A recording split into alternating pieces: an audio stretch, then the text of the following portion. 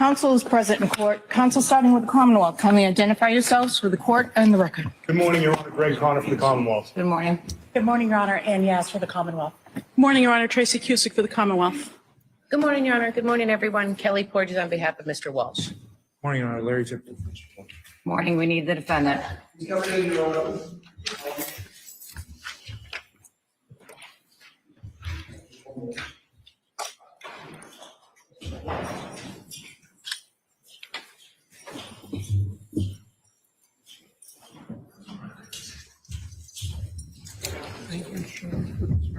Thank you, gentlemen. Your Honor, for the record, the defendant's present in the courtroom. Thank you, Madam Clerk.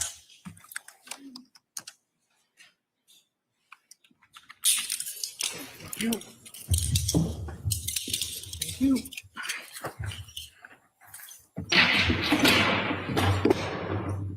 All right. At the close of yesterday's day, the defense raised with me what I have listed as 5 separate issues that it wanted to alert the court to with regard to the expected testimony of Mr. Walsh today. As an initial matter, does the defense still intend to call Mr. Walsh today? We do not. You do not?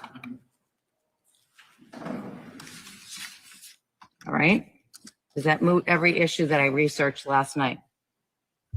I apologize, Judge. No, I just want to make sure that the 5 issues that you raised and the issue with regard to the plea are no longer on the table. All right. Good morning, everyone. Let's colloquy with the defendant then now. And my intention is to defense intend to call any other witnesses. We are not. All right, then we'll close tomorrow. We'll do the charge conference immediately after the rest of the day. Let me just put in the record. So the record is complete. The Commonwealth previously, and I ruled on this at the side of the bench previously, the Commonwealth previously asked this court to exclude the defendant's plea of guilty. And I guess the only way that would come in at this point is if he were testifying. But I just want to put in, to the extent that I previously disallowed the defendant to go there with any other witness, and I frankly don't recall if I have previously, I want to put in the reason why I excluded that testimony now. The Commonwealth did file a motion to eliminate to exclude evidence that the defendant pled guilty to misleading the police into Anna Walsh's disappearance and improper disposal of her body. After consideration, I allowed and still am allowing the Commonwealth's motion for 2 reasons. First, the defendant has failed to show how such evidence is relevant to the remaining charge of murder. And I specifically acknowledge that I read this morning the defense's motion to admit the evidence of his guilty plea, which has been docketed as 216. That was filed on December 11th, 2025, this morning, I believe. I have read it, but it doesn't do anything more than to set forth the elements of the crimes of murder. Based on defense counsel's opening statement, it appeared that the defendant was going to testify in this trial. And at that time, he could have made reference to his plea if I so allowed him to. But whether or not he is charged or pled guilty to such actions relating to his prior plea of guilty before this court is irrelevant to whether he murdered his wife.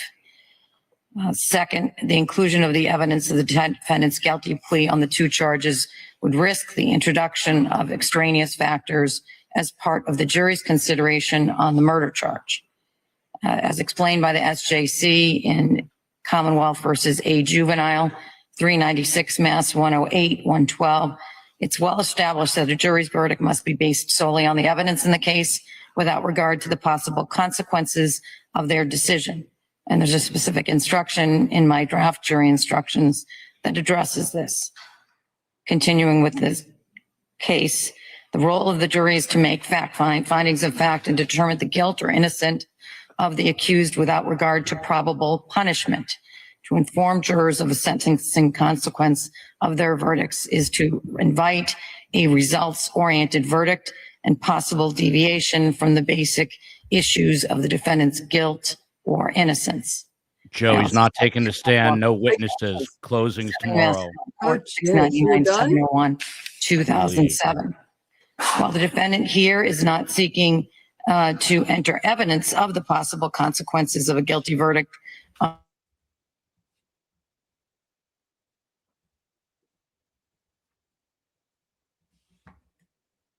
was permitted to tell the jury that he pled guilty to the two lesser charges, there is a risk, substantial risk, that the jurors will consider the defendant's impending punishment on those charges when determining his guilt on the remaining murder charge. Indeed, the defendant has not offered any other rationale for the entrance of such evidence. And as was stated in Commonwealth versus Ferreira, 373 Mass 116, 124, 1977 case, the jury's function is not to weigh possible verdicts with an eye towards dispensing mercy in certain cases or imposing heavier penalties in others. Rather, the jury's function is solely one of fact-finding with respect to the legal standards regarding innocence or guilt. Accordingly, the defendant is not permitted and has not been permitted to put evidence before the jury of his prior guilty pleas in this matter.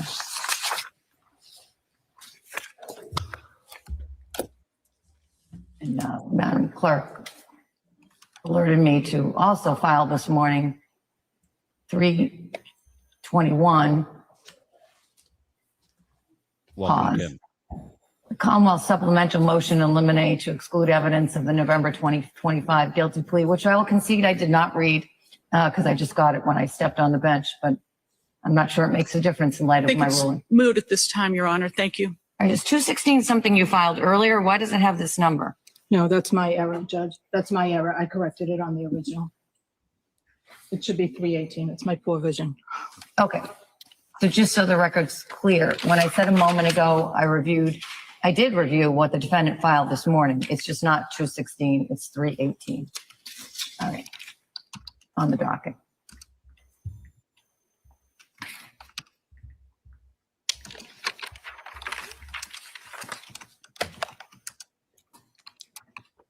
All right, I see that I have two other pleadings up here, which I will address in brief. One of them I was going to address anyway. It's in substance, maybe not exactly as it's presented. Those are items number 319 and 320. Let me talk about 319. I haven't read it either. It's a motion to prevent the Commonwealth from basically, I believe, an attorney Tipton, you can, or Porges, you can illuminate me greater, but you don't want them saying he promised you something in the opening statement that he didn't deliver.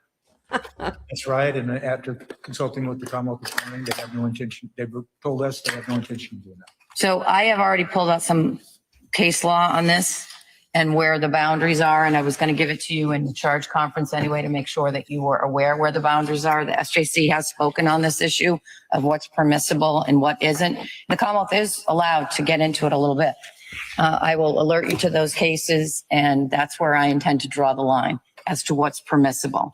I probably have them on my bench right now, but I couldn't tell you where they are. But when we get to the charge conference, I'll give those to you so you both have the benefit of my research on that issue. The other motion, 320, is I expect the defense will renew after I bring in the jury, ask you if you're going to present any evidence, and you will rest. And I'll hear you at the side of the bench with regard to that. So now, I do want to conduct a colloquy with the defendant at this point. This is to be sure he's making a knowing waiver of the right to I'm testify. not sure I have my. Joe, after all this, no taking of the stand, no witnesses. The defense going to. I think the one I need is in my office, so stay tuned. Nobody move. Why They can't they think just do anything closings that today? work. Why do we have to wait? She doesn't have something on her desk that she needs. Welcome to Zoom Government.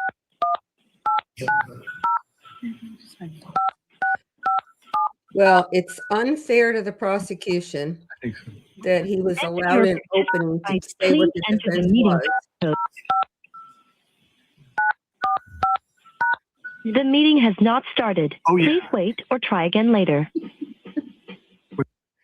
And so it's before the jury and he doesn't have to testify about it. And as I said yesterday, and the prosecution will be limited in what it can say about this failure because of the privilege against self-incrimination and the right not to testify. But I am really shocked that this is what they've done. I'm not shocked in the fact that he would have been a disaster on the stand. I mean, on the merits, the decision's correct, but to open it the way they did and get that information in and now say he's not going to testify, so there's no evidence in the record with regard to it, I think is unfair. Yeah, I don't know if the COE is even on yet. If COE, if there's any way to pull that sound from the opening, oh, there you go. If there's any way to pull the sound from the opening where they indicate that you're going to hear from our defendant, our client, Daddy Short Nuts feeling the way. We got shorted, Short Nuts. All right, let's listen in and we'll dissect after the fact.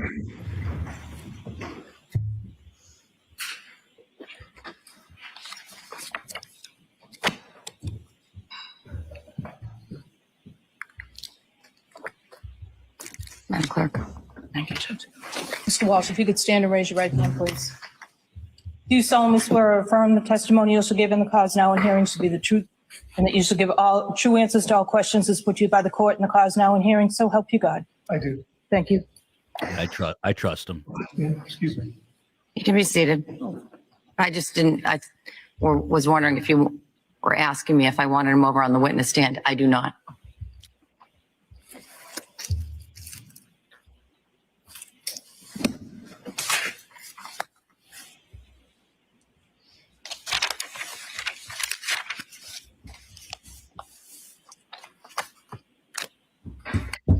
Mr. Walsh, one important decision that all defendants in every criminal trial need to make is whether or not they're going to testify in a particular case. You have an absolute right to testify at this trial, and your right whether or not to testify is solely your decision. This means that you are not required to take your attorney's advice. I'm sure that your attorneys, Attorney Tipton and Attorney Porges, have told you that if you do testify, the Commonwealth has the right to cross-examine you. That is the right to ask you questions. If you do not testify, and you and your attorney request me to do so, during my final instructions to the jury in the law on this case tomorrow, I will tell the jury that you, like all persons charged with a crime, have the right not to testify, and that the jurors may not speculate about your decision not to testify. First, I'm going to ask you some preliminary questions. Sir, in the last 24 hours, have you had any alcohol or alcoholic beverages? No, I have not. In the last 24 hours, have you taken any prescription medicines? I have not. In the last 24 hours, have you consumed any legal or illegal substances? I have not. Is your mind clear here today? It is. Tell me in your own words, what are we discussing? Whether I'll testify or not in my trial. Right? Have you discussed with your attorneys the decision about whether or not to testify in this trial? I have. And have you had enough time to discuss your decision with your attorneys? Yes, I have. Have your attorneys discussed with you the pros and cons of testifying and not testifying? Yes, they have.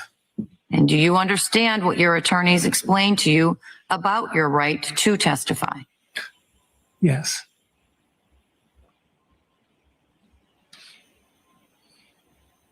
Has anyone threatened you or promised you anything to get you to give up your right to testify on your own behalf? No. Have you made a decision about whether you wish to testify at this trial? Yes, I have. And what is your decision? I will not testify. Does any party wish me to ask any further questions before I make my findings? No, Your Honor. No, Your Honor. I find that the defendant, Brian Walsh, freely, voluntarily, knowingly, and intelligently has waived his right to testify at this criminal trial, and that he's done so with the knowledge of its consequences. I accept his decision. We can bring the jury in. Here comes the jury. Joe, I mean, it's a surprise, but it's sort of not a surprise because we're dealing with a con artist. They indicated, I'm hoping the COE could pull up that sound just so we can listen to it at the tail end here. But what happens to this defense now? Because now we can't get up there and explain what happened. Well, the jury still heard, that's why it's so unfair to the prosecution. The jury still heard the defense in opening, even though it's not evidence. Now, he won't be able to refer to it in closing because it's not evidence. So it'll be interesting to hear the defense closing here. What do you mean? None of the sudden death syndrome will come in closing? Well, he can't talk. Well, he can talk in general about people die and it's unexplained, but he can't relate it to anything Brian Walsh described or said because that's not in evidence. Yeah. What about this? The defense may not do a closing. Is that possible? It's possible, but I can't. Well, Unlikely. You always do a closing because you've got to try to give the jury some roadmap of what your theory of the crime is. So I expect he'll do a closing. It will be interesting to listen to it. And I'm interested in hearing what the appellate courts in Massachusetts allow the prosecutor to say about his failure to testify after the opening said he would, and the failure of any evidence on, his theory of the crime. Mm. All right. Yesterday when I thought he'd have to testify that this gets messy because the prosecutor doesn't get a free rein to say there's nothing in evidence on any of this. Yeah, we'll take all your questions after this wraps up, which is going to be fairly quick this morning. I don't get why they just can't do closings. I guess the Commonwealth. Well, they have to prepare closing. The Commonwealth is going to have to think. They probably had they probably had alternate closings, but yeah, if Hear ye. All persons have anything to do with the Honorable Diane Fournier, Justice of the Norfolk Superior Court, for your attention, you may be heard. Go to the Commonwealth of Massachusetts in this honorable court. Please be seated. Please turn off your cell phone.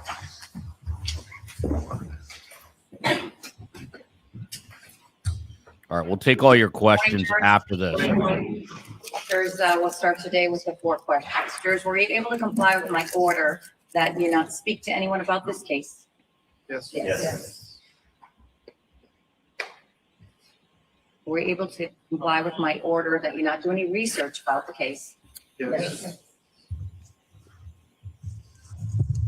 Able to comply with my order that you not go on any social media or access any news media? Yes. And do you still all have open minds? Yes.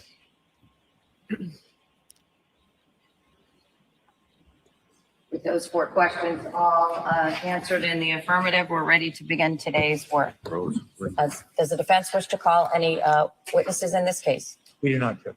Defense rests? Defense rests. All right. I'll see counsel at the side of the bench. So obviously the Judge Diane Fournier, knew that was coming, but with the Well, at jury least in was there, prepared for it.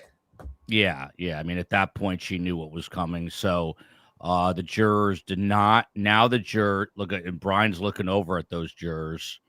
You better start looking over, and you're wearing black for funerals, which might be yours metaphorically, Mr. Walsh. Yeah. Joe, from a juror perspective, what the hell is he writing down right now? But from a juror perspective, Joe, what do you think this does to the psyche of the jurors who were told in openings that they were going to hear from Brian Walshe. And now suddenly they abruptly rest without calling any witnesses, including not calling Brian Walshe. Well, I think even if they hadn't been told, they came in prepared to hear his story. So I think it's deflating not to get the defense story here. I hope they all remember that the defense lawyer said he was going to testify and tell his story, because now they will be, I think, a little mistrustful of what the defense has said, because this one is a big misstatement. And they're not supposed to, you heard the judge, they're not supposed to use it in any way to decide he's guilty, but they've got the absence of evidence. And I hope, this is tough for a jury. I hope they realize that anything that defense said in opening is not evidence. So jurors, I think I've referred to the trial as, I sort of see it as different chapters of the book. And another chapter of the book has just closed. And that is that all the evidence in the case has now been presented to you.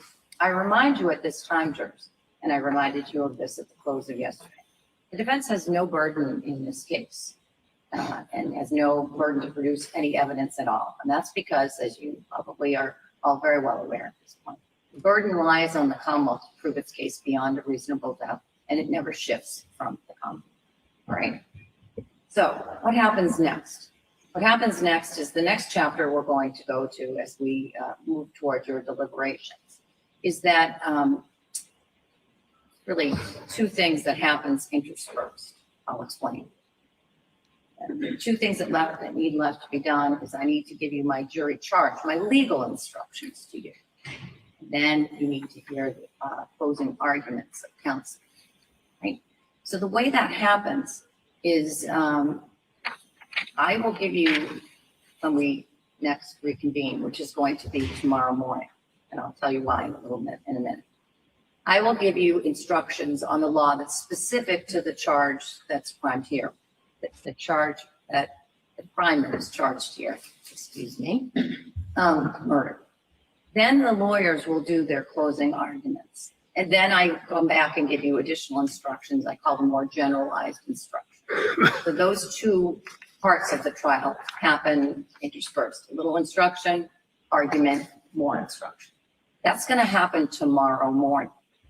And I try to be as transparent as I can in my cases. The reason for that is I don't just pull these instructions out of the ether, as you might imagine. There are instructions and guide instructions. And there, I get the input from the lawyers of what they're seeing.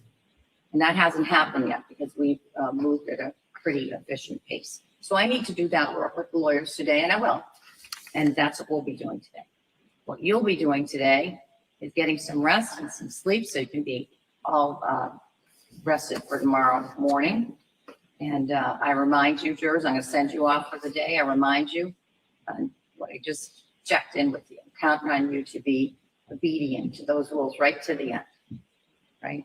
Jurors, don't speak to anyone about this case. Don't do any research about this case. Stay off of any social media, news media, and continue to have open minds as we finish these last chapters of this trial. Have a great day. All rise for court, I please. love the way she explains Jurors, what's close your going on notebooks. to the Follow jury. me. Yeah. Most judges don't, and it leaves them, sort of not knowing what's happening. And to the extent she can, she always tells them why they're doing what they're doing. It's really great.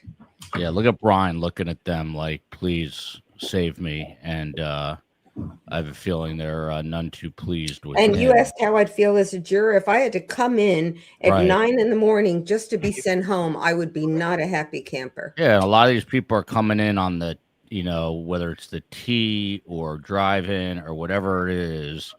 It's a real pain in the ass to get in there to be turned around. Let's listen to the rest here, and then we'll get some questions.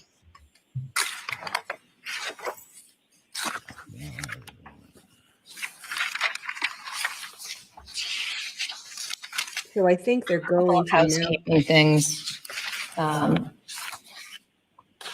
Yesterday at the side of the bench, we had a discussion Thank you, JT. about during Mr. Mutlu's testimony, in which I asked that a certain document be marked as, I think it was M or N for identification, Madam Clerk, which was it? N, I believe, with the hammer? No, Oh, the other one was N, Your Honor. N for identification. Has that been done? This is a question to the defense. On cross, Page 53 of that transcript. I want that Your whole Honor. document to be marked for identification. Has that been done? Okay, I'll get that to the court this morning.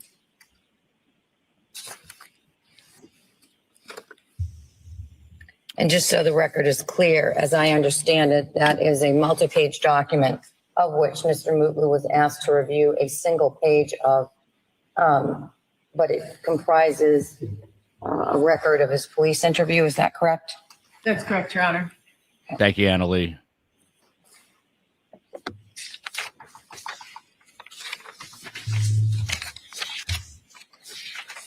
Jurors went home because there's no closings, no defense today. So they'll have closings tomorrow. But they should go over, I think, what the charge, how she's going to instruct the jury. Because there's no reason to wait till tomorrow. The to do party's that. ready to do the charge conference, recognizing that I haven't given you a draft yet because of the way things played out. I did stay last night and draft the jury instructions with the benefit of two things so far that I'd considered, or at least three things. One was what I had marked for identification the other day, which is the first 2 pages of the model homicide instructions. I'd asked each of the parties to mark up, so to speak, those 2 pages of the SJC's model instructions. And so you did at my request, and I have had the benefit of that information. I also received yesterday, Madam Clerk, if you could get me while I'm talking, the defendant's request for jury instructions concerning consciousness of guilt, emotional evidence, and bad acts. I had that, I considered that as I was drafting the draft instructions yesterday. And I'll talk to you about that. What I didn't do, and I sort of made a mental, because I ran out of steam, frankly, yesterday. I know that very early in the case, before the case started, that the Commonwealth had filed pleadings with regard to jury instructions. And I made a mental note to go back to those this morning, but I didn't frankly have a chance to do that since the day is unfolding a little differently than I expected at the end of yesterday. So I tell that to you so that you know that if there's something that you wrote in there that's still relevant now, it might still be, that I don't have that fresh in my mind anyway. All right? Yes, Your Honor. So, said more bluntly, if there's something in there that I don't go over now that you want to persist with, just. Your Honor, there is actually, with respect to the consciousness of guilt instruction, potentially. I don't know if it would make sense to take a brief break so that I could collect my notes on that topic. All right. I will take a brief break before we, and what I'm going to intend is this. The draft instructions as I have them right now includes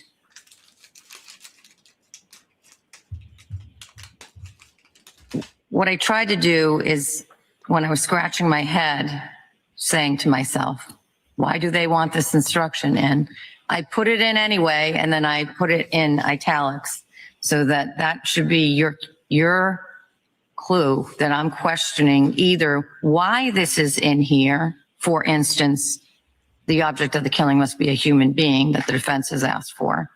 Question mark, why are they asking for that? So the italics either means you asked for it, I'm questioning why you want it, be prepared to answer that question. Or in the instance of the instruction, I have instructions drafted right now for, and this is in part 2 of the instructions, impeachment by prior conviction, impeachment by prior inconsistent statement, and impeachment by prior bad act. And in particular, in the prior bad act, I took a swing at attempting to fairly describe the evidence that's been presented to the jury with regard to the defendant's bad acts. I tried to do it neutrally, but there may be other words that you like better. So those are in italics, even though the whole instruction isn't in italics.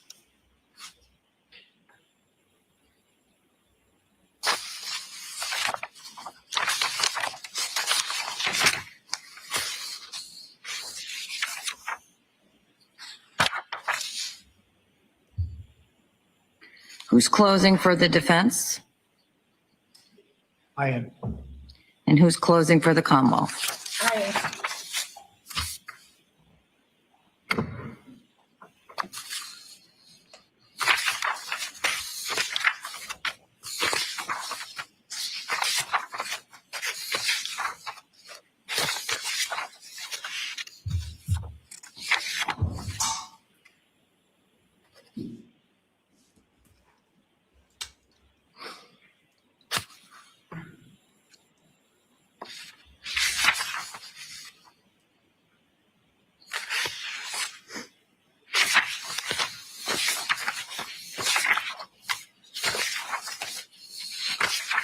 So we will never know what happened to Anna Walsh's body.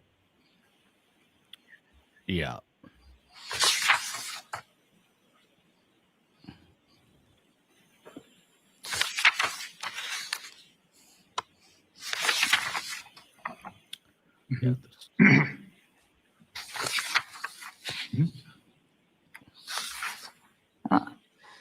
The address of the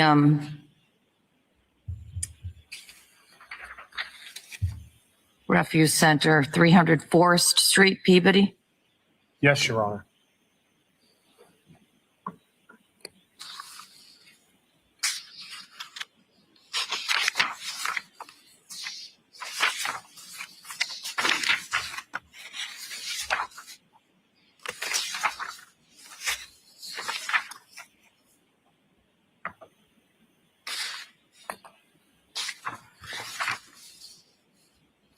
The defense now seeking the instruction with regard to the defendant's right not to testify. Yes, Your Honor. I'll add it.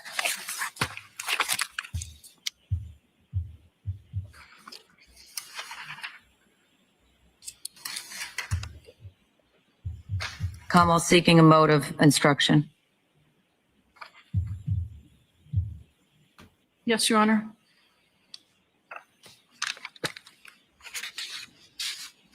These are standard instructions that are in the, what would be the pattern instructions for Massachusetts. Yeah. And start putting your questions together, everybody, and we'll send them to Joe once this wraps, which is going to be fairly. Again, look for the highlighted language in the consciousness of guilt instruction and see if there's some other language you would prefer that adequately captures trial evidence. She has a pattern instruction, and then she would fill in the things that are particular to the facts of this case, and that's what she's talking about. What she has, how she's molded the general instruction. All right, let me propose this. I'm going to make those edits and additions based on the information that you just provided, and then I'm going to have Madam Clerk shoot you a copy of the draft instructions. And I know you probably want to be spending your afternoons working on the closing arguments. So I think it would be reasonable, given what I think is relative to other cases, the instructions are pretty straightforward. And by that, I mean, there also was a lot of agreement with regard to your submissions as to what you wanted in these instructions. And so it's part of the second half of the instructions that the special instructions. I will go back and look at what the Commonwealth submitted early on in the case. Should I presume that everything you wrote then you're still pursuing today? ADA Cusick. Yes, Your Honor. The Commonwealth was seeking a direct and circumstantial evidence instruction, a consciousness of guilt from the MCLE instructions, and an expert witness instruction. All of those instructions are presently in the charge, in the draft charge. So thank you, because that prevents me from trying to find out where it is. Yes, Your Honor. It's under general instructions at the back of the pleading, the preliminary request for jury instructions, and we just provided the name of the instruction from MCLE. All right. I don't know if I probably grabbed it. I'm not a huge consumer of the MCLE instructions. I usually use other sources, but you can see what I came up with, and you can tell me whether you disagree with it. But we talked about the consciousness of guilt instruction, and it does not, I've never given, as far as I recall, a version that put my thumb on the weight of the evidence. So it presently either says you've heard evidence suggesting, what page is it on? Hold on, it's on page 27.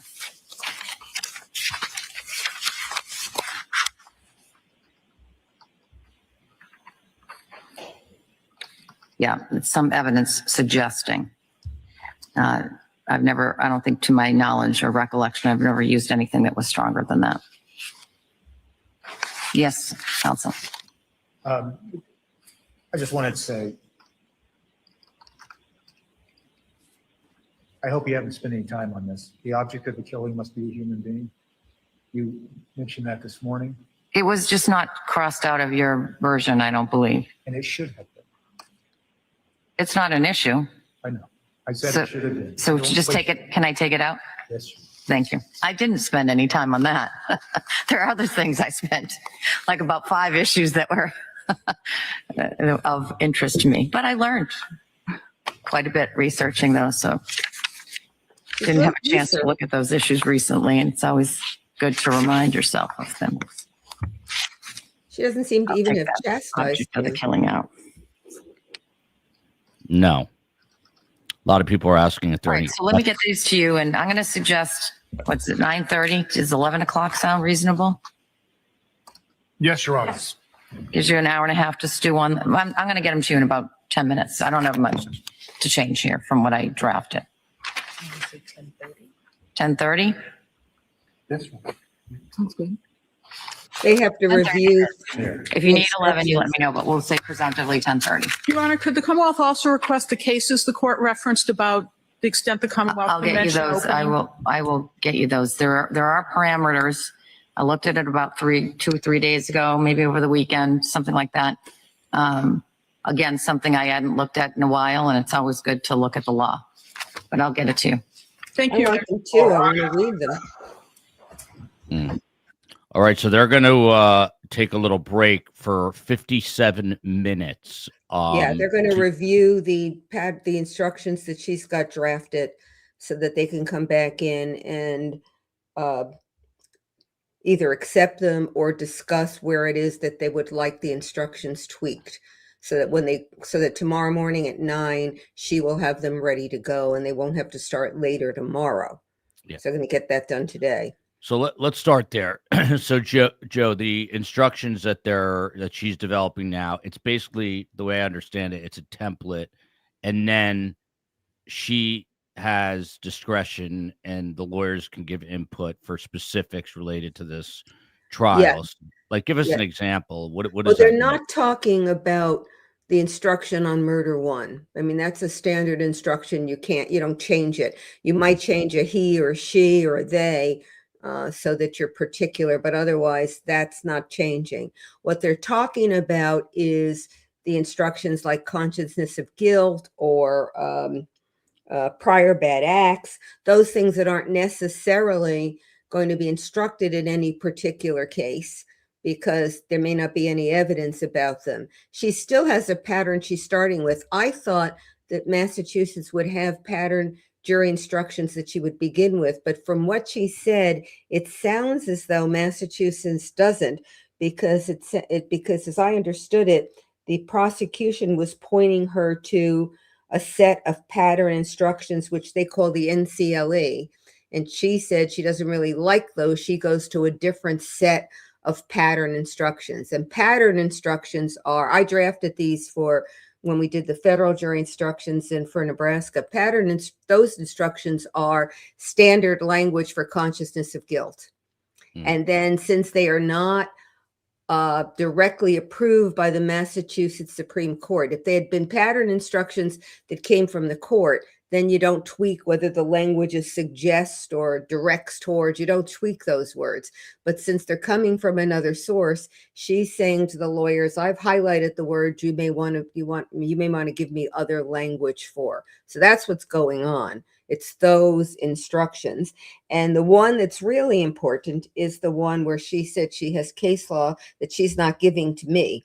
I don't know why she isn't thinking of me, because I would like to read them before 10:30, but those are the ones that she's going to give to the prosecution and the defense, and telling them she is going to adhere to what the appellate court in Massachusetts says are the parameters of talking about this. So I don't know whether that means she's got something written that she already gave them or will have something written, but she's also going to give them the case law from which she derived what she's going to tell the jury on the fact that they opened saying he would testify and provided a defense, and now he's not testifying.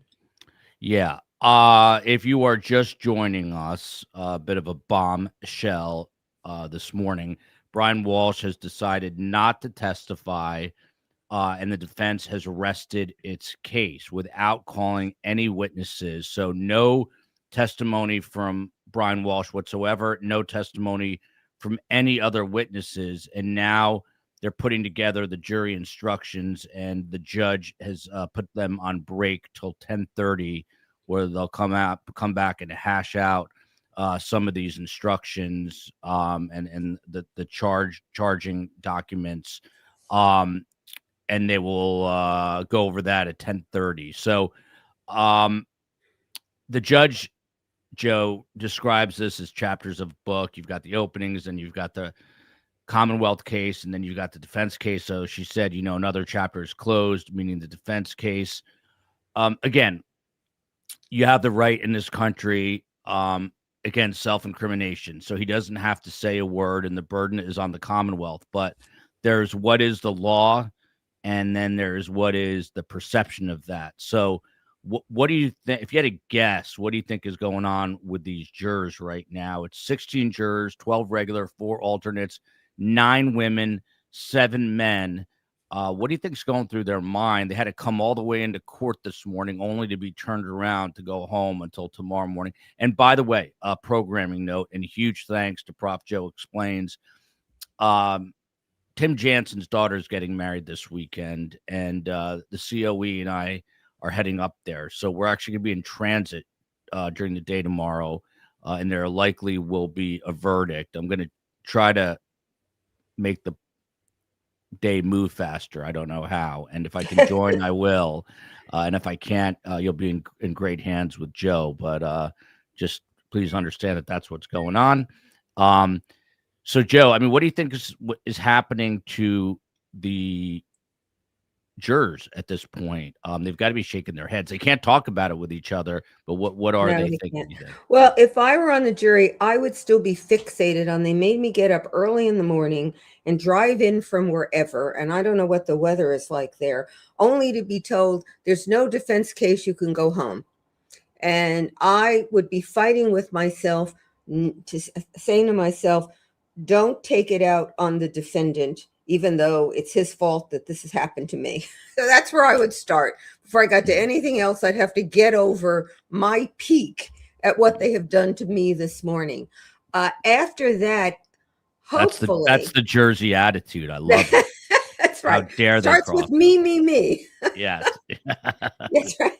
After that, and I hope that they heard what the defense lawyer, what Tipton said in opening, that he said that Brian Walshe will testify.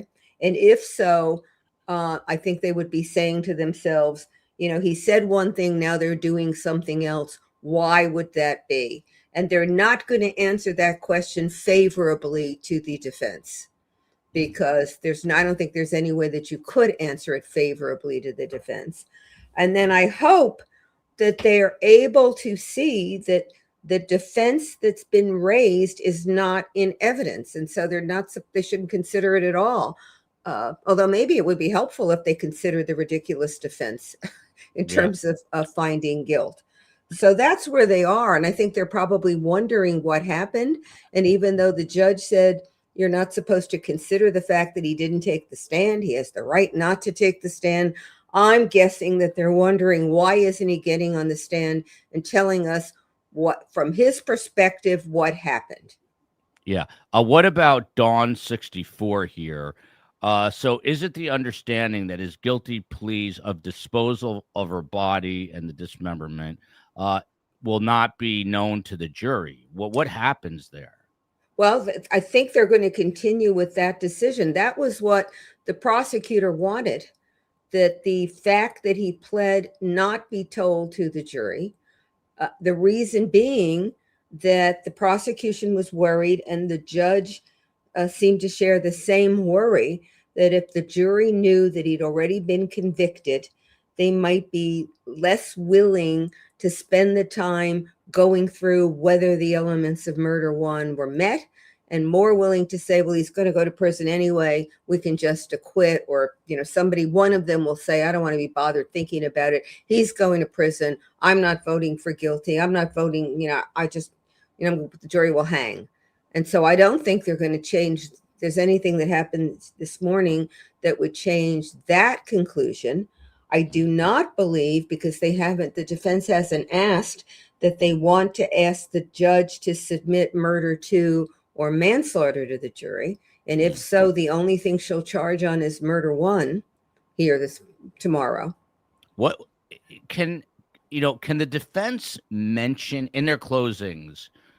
Can the defense say something like, along the lines of that, whatever you think, this was certainly not, murder in the first degree. Yeah, that they can say, sure. But can they reference manslaughter in any way if it's not listed as a charge? What do you mean by reference? Like, can they allude to the fact that it was possibly manslaughter if that's not listed as a lesser charge? Well, I suppose he can say, there's nothing in the evidence, or there's not sufficient evidence entered by the Commonwealth that he premeditated or planned the murder, or that he had any involvement in the death of Anna Walsh. That he can say without saying, what we contend is Brian Walsh found her dead in bed. That he can't say because there's no evidence in the record. He shouldn't have said it in opening, but he was allowed to say it in opening on the premise that Brian Walsh would then testify and get that information and evidence. That didn't happen. That's why there's the problem with the opening. But he's not going to be able to do it in closing, because now we know that Brian Walsh did not get on the stand and testify. So he will be able to say the Commonwealth did not prove that Brian Walsh had anything to do with her death. That's fine. He can say the Commonwealth did not prove that this was a premeditated killing. That's fine. I suppose he could say, maybe it happened by, heat of passion, but I don't think he's going to go there because they're focused on the murder one charge. But whatever he says has to be grounded in what the Commonwealth did, and it has to be focused on the Commonwealth did not prove. Julia here, could the defense have just done all of this yesterday, basically, and closing arguments could have started to, do you think that they knew this yesterday, Joe, that he was not going to testify? Do you really believe that this decision happened overnight? It seems like this may have been a tactic all along. Yeah, well, I would say, I hope that this was not a tactical choice at the beginning, because if so, then the defense operated in bad faith and should be sanctioned, in my view. If they went into that opening knowing he wasn't going to testify, and yet opened with, he will testify and here's what he's going to say. So how do you prove something like, because a lot of people have said Larry Tipton, his reputation has taken a hit here, and that maybe he crossed an ethical line. Is that something that's going to be looked at at some point. There would have to be a complaint filed by somebody. The judge certainly has not indicated that anything on the record that she believes it's true. So I guess I doubt it. I mean, it is certainly possible that a defense lawyer will have talked to a client before the trial starts, and the client says, here's the defense I want to make. And the defense lawyer says, okay, I'll open it, but you're going to have to testify. And the client says, I understand that. And the defense lawyer says, it's not a good idea to testify, which clearly they would have said to him at the outset. You know, there's all this bad evidence against you. They're going to be able to hit you with lies all over the place. We don't advise you to testify. We strongly urge you not to testify. And the client says, I will testify and tell this story. So then the defense lawyer can open in good faith, relaying the story that the client is going to tell. And then the client at the end of the trial says, you know, I've thought this over and I've decided it's not in my best interest to testify. So the defense lawyer on that version has not operated unethically. He may have suspected it was going to happen, but he has a good faith belief based on what his client said that the client is going to testify. Now, could they have done it at, you know, after the Commonwealth rested yesterday? Theoretically, yes. But first, I think that would have raised the specter of them knowing a lot sooner, even more strongly. And so from the perspective, if I were a defense lawyer, I wouldn't want to do it right afterwards because I wouldn't want to encourage the speculation that this was tactical and I knew in advance. Whether I knew in advance or not, I wouldn't want to lend fodder to that fire. And the other thing is they still need to consult with their client about whether he really plans to testify and go over with him again the risks that he faces in testifying. Now, also, it could be tactical because the prosecutor in this situation, one, had to have two closings drafted because the prosecutor at least had to, you know, work on the supposition that after that opening, Brian Walshe would still not get on the stand. And two, the prosecutor would not have had the time to really think about what the closing would be. So now they're going to get another day. The judge said you can have the afternoon and evening to think about your closing. So the prosecutor will have time to think about it. He's got part of it drafted already, or she, I guess it's the other lawyer that's going to do it, has part of it drafted already. I mean, they've got the bones of it drafted, and now they'll be able to go in and fill in because they don't have to worry about any testimony coming in from the defense side. Right. Annie K here. Joe, why can't the judge clarify for the jurors the confusion over the defense's opening versus what happened today when she gives her instructions? Yeah, and she'll do a little. The reason why she can't relates to the privilege against self-incrimination. And I did a video on this with regard to the immunity of Wendy Adelson. But the privilege against self-incrimination there are a number of components to a sentence that is only about 6 words long. You can't be compelled to be a witness against yourself. How many words is that? There are a lot of components to it. There are, Miranda warnings, I can go on that forever. But in this situation, the defendant has a right not to testify because he has a right not to incriminate himself. And he has a right to the protection in that nobody can say, aha, you're not testifying because you're guilty, because that's drawing an inference from his constitutional right to be silent. So that's where we start. And I assume that part of it everybody can see. But the privilege is considered such an important protection for defendants that right not to testify and have no one comment on it, not the prosecution, not the judge, and have the jury not use it in making a decision. It's so important that it goes beyond the right of the defendant not to testify, and it encompasses the broader picture of the evidence or what the defense does as its defense. So to say that more simply, it means that it also says you as the prosecutor can't comment on the failure of evidence introduced by the state. It's partly the privilege, but it's also here then the additional element that it's the state, it's Commonwealth's burden to prove the case, and it's not up to the defense to do anything. So you can't say to the defense, aha, you didn't put anything in, or tell the jury, did they put in any evidence? Did you hear them make any defense with regard to this? Partly it's the umbrella protection of the privilege. Partly it's the prosecutor's burden, and the fact that the defense didn't do anything is their right not to do anything, because the obligation is on the prosecutor to prove beyond a reasonable doubt. So that's where we are. Now what's happened here is the defense opened saying he's going to testify and put in information about the defense that shouldn't be there at all because it is not in evidence.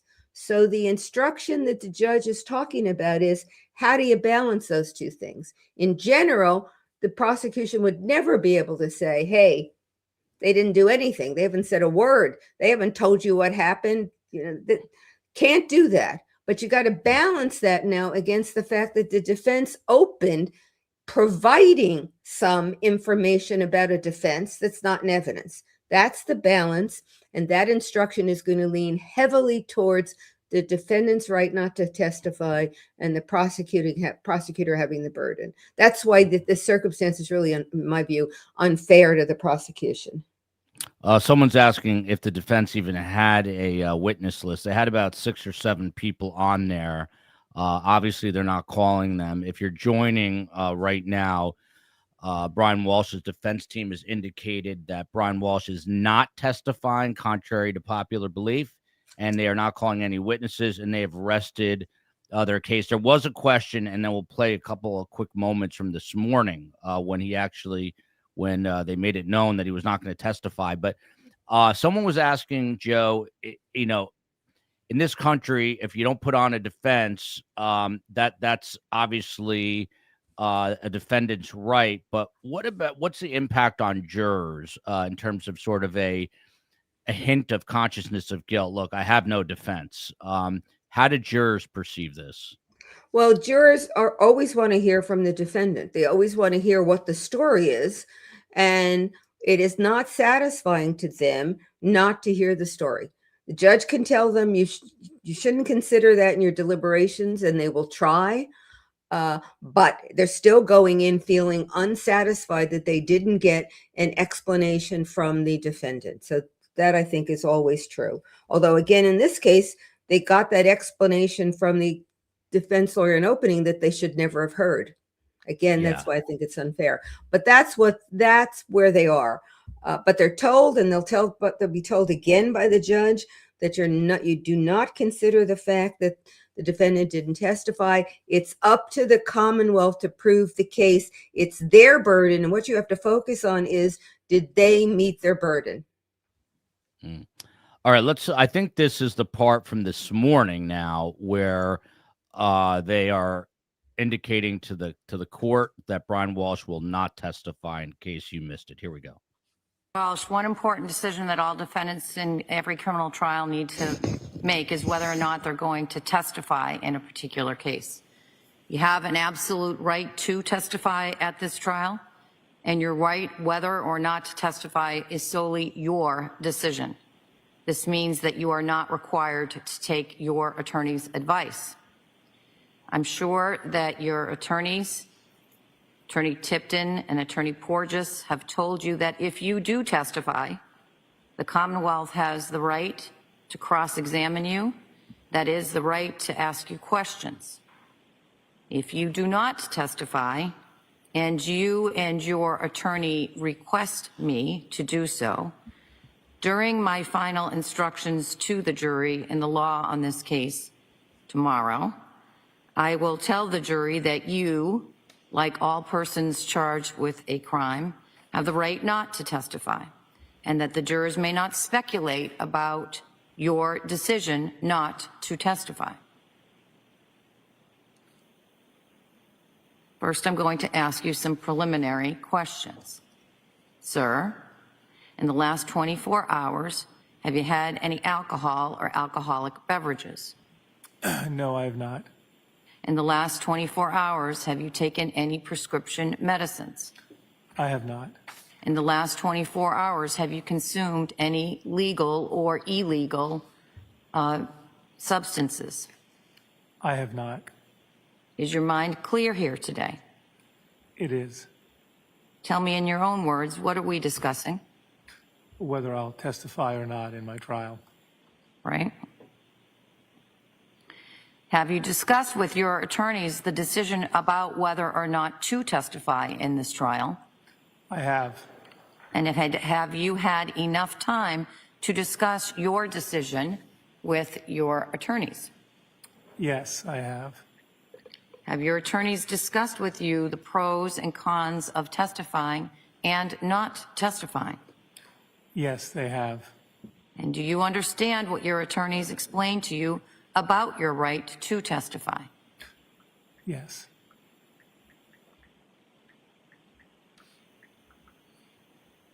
Has anyone threatened you or promised you anything to get you to give up your right to testify on your own behalf? No. Have you made a decision about whether you wish to testify at this trial? Yes, I have. And what is your decision? I will not testify. Does any party wish me to ask any further questions before I make my findings? No, Your Honor. No, Your Honor. I find that the defendant, Brian Walshe, freely, voluntarily, knowingly, and intelligently has waived his right to testify at this criminal trial, and that he's done so with the knowledge of its consequences. That is it. You just heard him say, I will not testify. Joe Patuto, do you think that this is a true statement here? This is a comment from STS Nation. Defense must be pretty confident the Commonwealth did not prove first degree. Do you think that's why this is happening? Because they feel that they have not proved this, I guess, this premeditation aspect. So they're just going to let the chips fall where they may now without trying to, upend themselves with something that he potentially says on the stand. Yeah, I guess I would tweak that comment to say, I don't know that they're pretty confident that that's the case, but I believe they're confident that anything they do will make it worse. So that staying silent and hoping that the jury decides that there's not enough evidence on premeditation based on what the Commonwealth did is their best choice, because the other choice would be trying to mount a defense and putting him on the stand. And I think they're very confident that he will step in it and persuade the jury that, yes, he did it. So I don't know that they're very confident that the jury will not convict based on the Commonwealth case, but I think they're very confident that any other choice they made would be worse for him. You almost said it. Others have accidentally said it. I think we all need some pre-medication because of this, because people are upset. We're not going to get to hear him speak. Prof. Joe, putting you right on the spot, not me, Kath428, with the black cat, with the googly eyes. Do you feel the Commonwealth has met the burden of proof here? Do you feel there is the possibility now of a hung jury? I think the answer to those two questions is yes and yes. I do think they've met the burden of proof, but I think there's always the possibility that you will have a juror who is focused on the trees and not the forest, and will focus on the particular pieces that the juror says is not enough. I do think there's enough. I think there's overwhelming evidence of what a despicable human being he is and all the things he did afterwards. And I don't think the jury, needs a great deal of particular information showing what he did or what he thought on the front end that would lead to premeditation. So I think it will be a verdict to convict. But I think there's always the possibility of a hung jury, and probably the possibility here that one juror will say, not enough, is higher than maybe you'd see in other cases. Dom's mom, good to see Dom's mom here, often in the chat. This has come up before, but just it's important now. What would happen if he's found not guilty of murder one, since he's admitted to dismembering and getting rid of her body? Again, this is the issue here, is that they basically went with this defense. It was an sudden accidental death. The jurors don't know about the plea, but what happens with this now?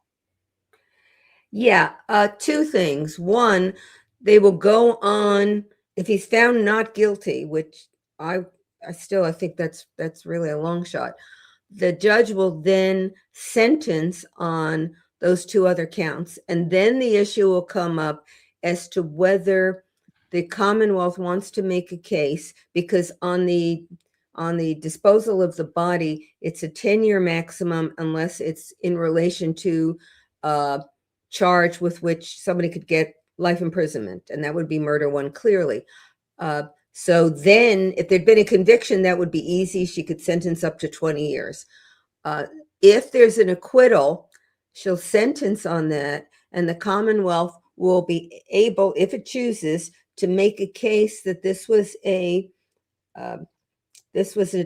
disposal of the body in connection with murder one.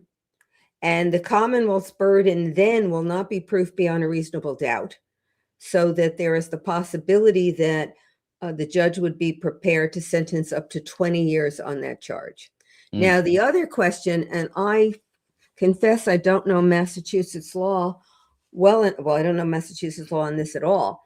And I've done the greater to lesser before. A, B, C, D is the greater, A, B, C, one of the lessers, A, B, a lesser. Okay. If he had been convicted of murder one, or if he's convicted of murder one, then, excuse me.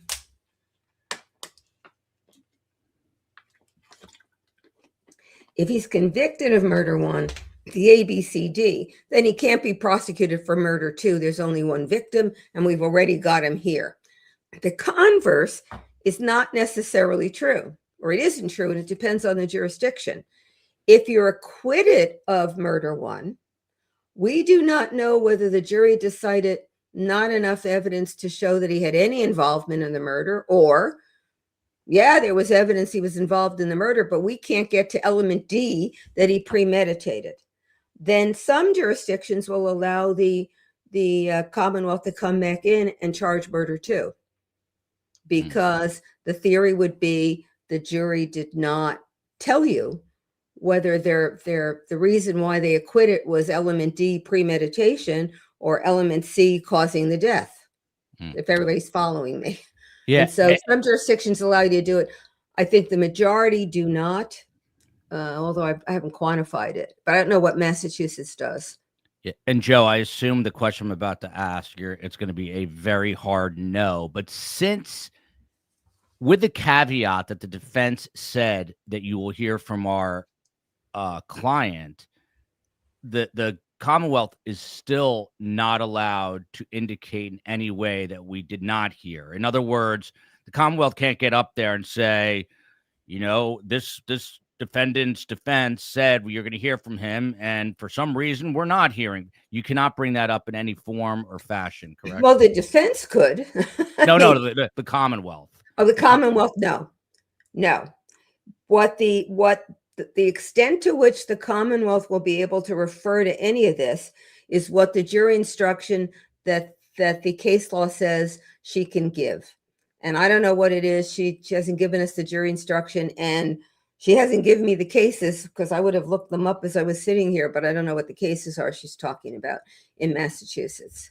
And I suppose I could look them up find them on Westlaw, but then I'd probably lose this stream if I tried to do anything clever like that. Yeah. So. Can they, I guess this is the Commonwealth here. Can the Commonwealth bring up the rolling off the bed in the closing, since that was in the opening? No, because it's not in evidence. Okay. There's nobody during the trial who said what happened was Brian Walsh nudged her and she fell off the bed. And it's not in evidence. It's not anything the jury can consider, and the prosecution can't refer to it. All right. So this is the other was the moment when Brian Walsh was being questioned by the judge. This is the actual moment. They came on early today, which is also a little strange. Yeah, and I had trouble getting on, so I yeah. missed the first couple of I minutes. think they were up about 10 minutes early on the feed. So this is the moment where I think this is Tipton informing the judge there's no go. We told you he was going to speak, our client, and he's not. Here it is.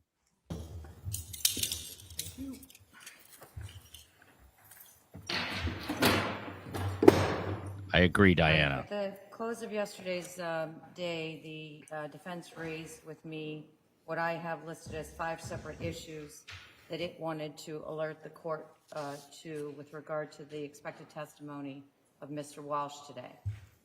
As an initial matter, does the defense still intend to call Mr. Walsh today? We do not. You do not? All right. Sounds like the COE when she asked if I took the garbage out, and I said no, and she's like, "You didn't?" Does that moot every issue that I researched last night? I'll take it back here. Defense Here we go. raised with me what I have listed as 5 separate issues that it wanted to alert the court to with regard to the expected testimony of Mr. Walsh today.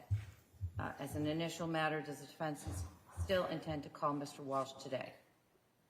We do not. You do not? All right. Does that moot every issue that I researched last night? I apologize, Judge. No, I just want to make sure that the 5 issues that you raised and the issue with regard to the plea are no longer on the table. All right. I will conduct a colloquy with the defendant then now, and my intention is to defense intend to call any other witnesses. We are not. All right, then we'll close tomorrow. We'll do the charge conference immediately after the rest of. So I'm going to bring it back one more time. When you hear Tipton arguing in court and crossing witnesses, he is tough and mean as can be and aggressive. Listen to him here. Mr. Walsh today. We do not. You do not? It's hard to hear. Yeah, you can hear him because he's. Right. Does that moot every issue that I researched last night? I apologize, Judge. No, I just want to make sure that the 5 issues that you raised and the issue with regard to the plea are no longer on the table. All right. I will conduct a colloquy with the defendant then now, and my intention is to defense intend to call any other witnesses. We are not.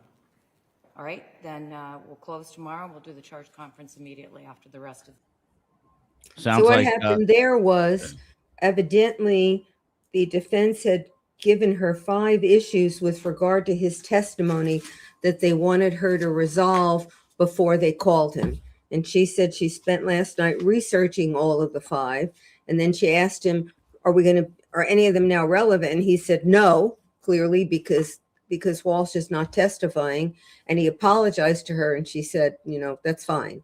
So that was what that discussion was about, which does tend to suggest that when they left the court yesterday, the defense either planned that Walsh was going to testify or hadn't ruled it out because they gave the judge those 5 issues to consider, which don't matter now that he's not testifying. Here's a little secret. Men are afraid of women. And right there, Tipton, he was like a little kid caught stealing from a candy store right there. I mean, he was barely audible. You heard her say he's not, like she repeats it. That judge sounded ticked off. I love that phrase. My dad always used to say ticked off. She sounds ticked off and really annoyed. She's got to kind of keep it contained because it's his right to not do this. But didn't she seem a bit perturbed? Is that because she was working on those 5 points, Joe? She's an experienced judge, and I'm sure that there have been other times when she's done work and it didn't matter. Yeah, she does have that really, I wouldn't call it abrasive because I like her style a lot, but it is a very, it's not a casual conversational. It's not Judge Everett, smiling and, this sort of smooth, friendly atmosphere. It's not that she isn't friendly, but she's much more, task oriented. So maybe she was a little more of that when we heard her just now. She wouldn't say anything, and the appellate record doesn't pick up the judge's voice. All it will do is pick up the words on the page. Yeah. Thanks again to Mim Benjamin. She's been donating Surviving the Survivor membership. So if you get one, she's a good reason as to why. FYI, since many asked, a non-GPS ankle monitor uses uses RF radio frequency in a home-based station. So PO police officer can only see if they've left the house. Interesting. Thank you to Court Dog Daniel for that explanation. So that would mean as long as he left the house within the schedule when he had been approved that week, they would know that he wasn't going where the schedule said he should go. All he had to do was meet the time frame, and it wouldn't trigger anything in the surveillance system. Thursdays in our house. Hey, did you take out the garbage? I didn't yet. You did not? Well, I would say that if it's your job, she shouldn't have to ask you. You should just do it. And I get that you did not. So that was very reminiscent of that. My PTSD has fully kicked in. COE, I don't want to push my luck. Any chance we could pull from the actual opening where he says you're going to hear from this client of ours, this Mr. Walshe guy. You're going to hear from him. But Joe Patuto, we're going to hear from Tipton, the male defense attorney. He said that he is the one who's going to conduct closings. But on the Commonwealth side, it's going to be the woman, Lynn Beeland. I don't know if I'm pronouncing that correctly. Sort of the one with the sort of sing-songy approach. But what's the calculus and who does the closings? They decide that at the outset, who will do opening, who will do closing. And this breakdown where one of the two lawyers does the opening and the other does the closing is not unusual. Writing an opening, writing a closing takes a lot of time because you want to gather the evidence in as persuasive a form as you can. And so dividing the effort is something that a lot of the teams do. Now in the Adelson trials, it was Sarah Dugan who opened, and then the closing was done by Georgia Kappelman. So that's another example of them dividing it up. On the defense side, Tipton did the opening, he's doing the closing. So, what's not allowed usually is to have two lawyers do it. It's not impossible, but usually it's got to be one lawyer, and you pick which one you want. Lorna McKenzie, who I feel guilt because I've never shouted her out as much as I should have. And yes, I do feel guilt. That's why women can multitask. Yes, I know that for sure. Joe Patuto, let me go to a broader question here. We've got about 15 minutes before they're supposed to come back from break, and then we'll pick it back up, obviously, with court coverage. For those who are just joining, Brian Walshe is not taking the stand, and the defense has rested their case. And thanks to Leah here joining us from the Holy Land, thanking us for our great coverage. We are truly a global phenomenon. But Joe Patuto, here's a guy who we just watched for basically 9 days, shopping around Home Goods, Home Depot, Lowe's, buying 12-pound buckets or bags of baking soda. His wife disappears. He calls people with alibis. Hey, have you seen my wife?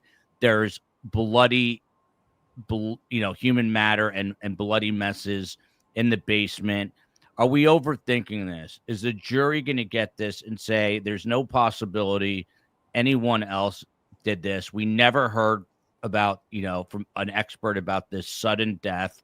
This guy did it. He's a psychopath, guilty, and it's done in 15 minutes. And we ask ourselves, why were we overthinking this? Is that a possibility? Sure, it's a possibility. And is it possible that these same jurors, that one or two is completely tripped up on the premeditation, and here's a question about that right there, The judge's instructions about the premeditation will be interesting. You know, I had Josh Ritter on, and I was kind of making a humorous analogy. You know, I've asked, since Bitcoin became a term, I've tried to understand what Bitcoin is. And when you ask, they're like, oh, it's the blockchain. I still have no idea what it is. And I still have no idea what premeditation is, because it seems like it's a very nebulous term in the law. Well, the place where it's, at the risk of confusing everybody, the place where it becomes tricky is the line between a premeditated murder and an intentional murder. I mean, premeditated requires a little more than just having the intent to kill. So that's where it gets tricky. But that said, premeditation is, first I have to consider killing somebody. And I say, gee, I'm angry at her. She's having an affair. If it's a divorce, she's going to end up with custody of the kids. And that means I'm going to go to jail because I won't be able to show that I'm the caregiver and I have to be at home. And there are money issues. And if she's dead, I can get the $1 million and the $250,000 from the life insurance policy.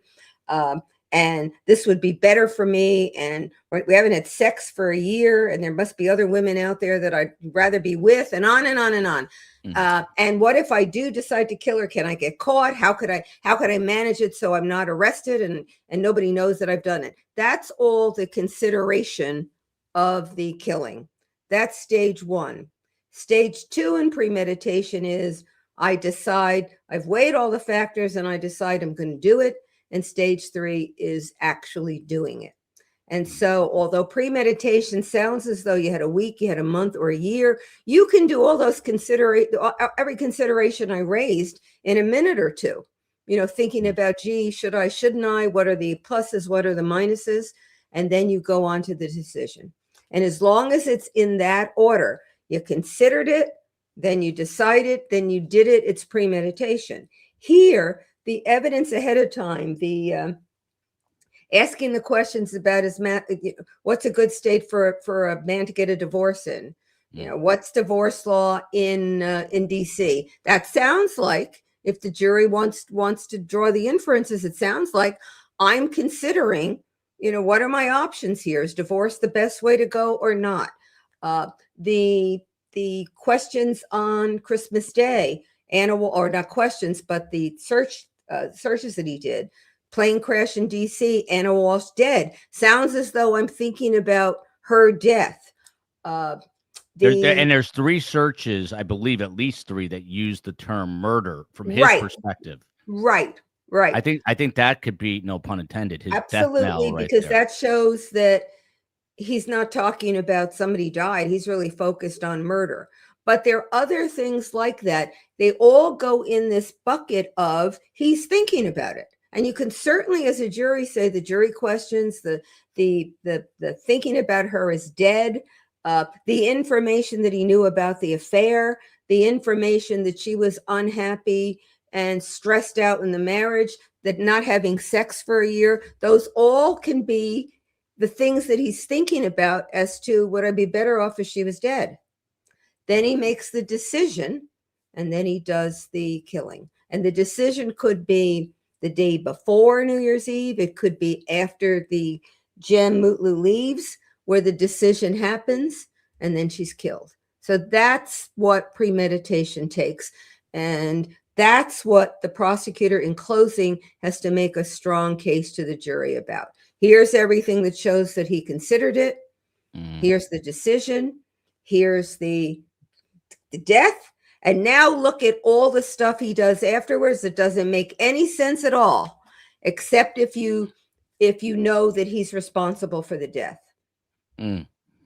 Someone in here just said they're running off to, I think it's TJ Maxx. If you see anyone in latex gloves, call 911 immediately. No one should ever go to a box store without looking for a killer.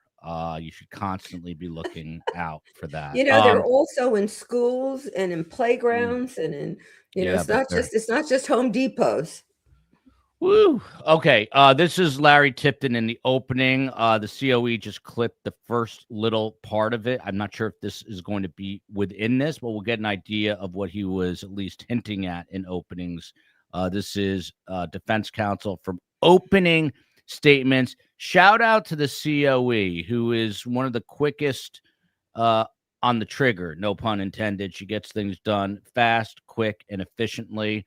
I think I told you guys earlier in the week, Karm had an absolute meltdown. She accidentally, Karm carries that cell phone of hers around her neck on a, it's like a, like a Lanyard. necklace. Yeah, like a It's a lanyard. And she's constantly bumping into things. So somehow she deleted her, I think it's Wells Fargo account, her app, and she thought all her money disappeared. And the chaos that ensued after that was quite incredible. And while at a girls' basketball practice, the COE fixed the situation and calmed Karm down. But we live in a world of daunting technology. Here is Tipton from the openings.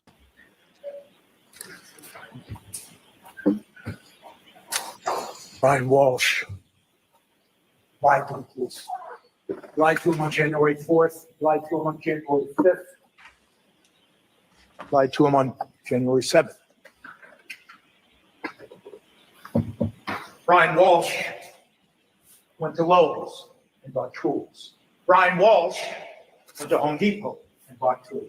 Brian Walshe, beginning about 4:54 a.m., began a frantic and tragic search that you'll hear about. You'll hear the evidence of that. You will hear evidence that those searches evolved from how best to dispose a body to even darker subject matter. As he wrestled with the fact that Anna Walshe was dead.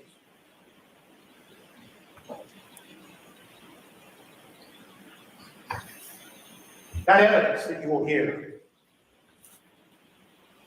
will be hard to understand, but it is true.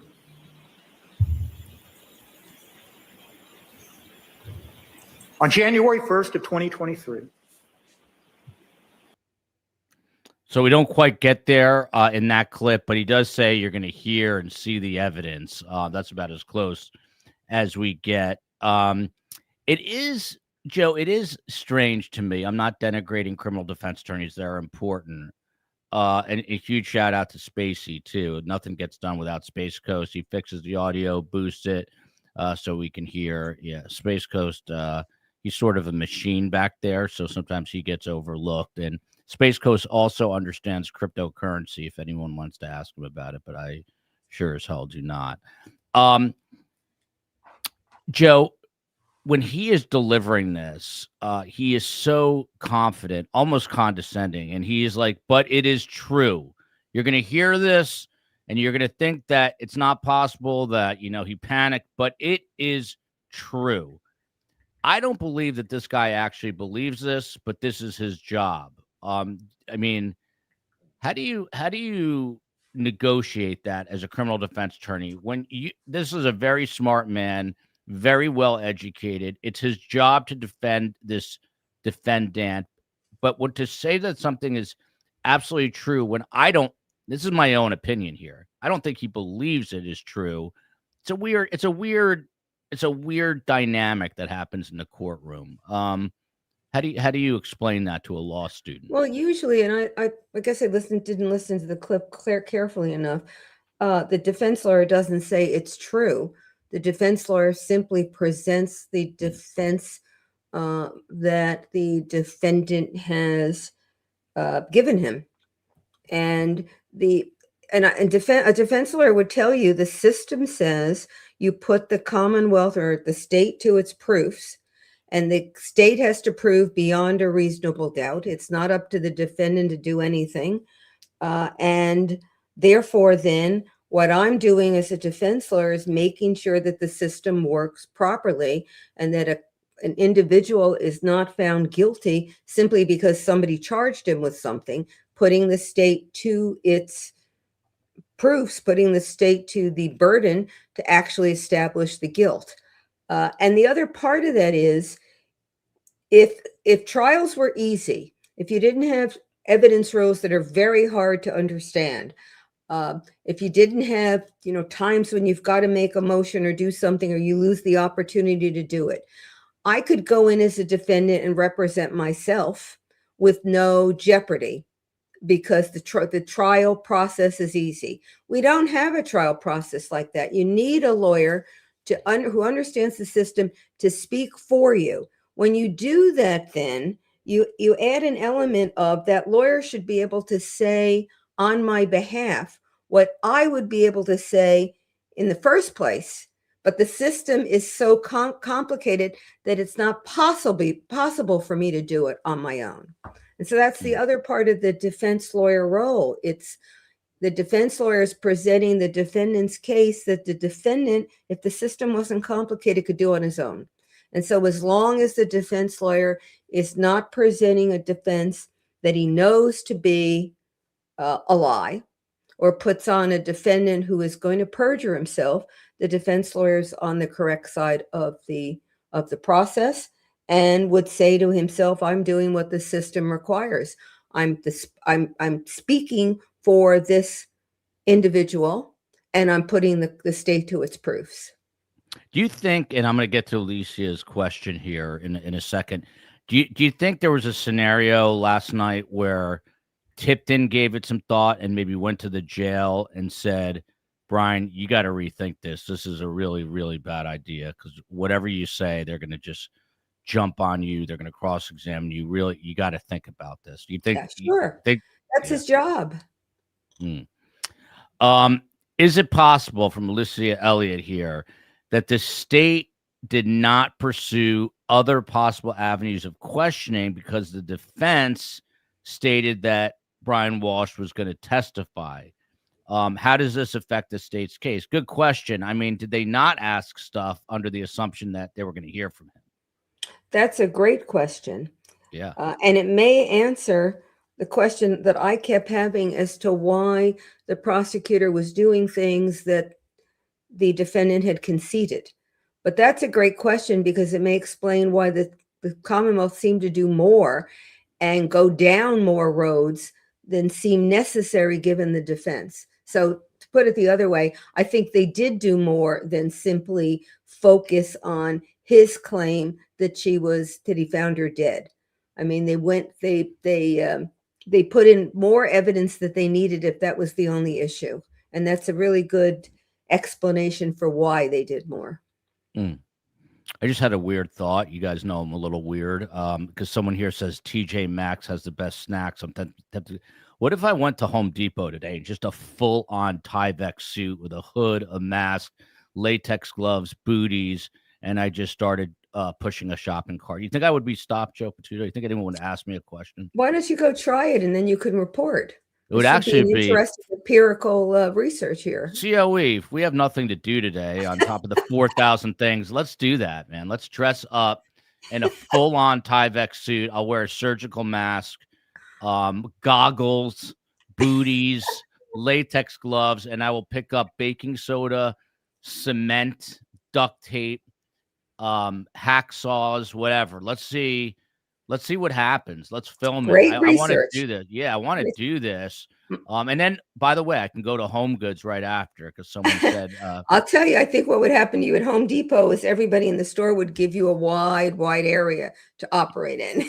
I would finally, I'll go up to customer service. I'll have like an oxygen mask on.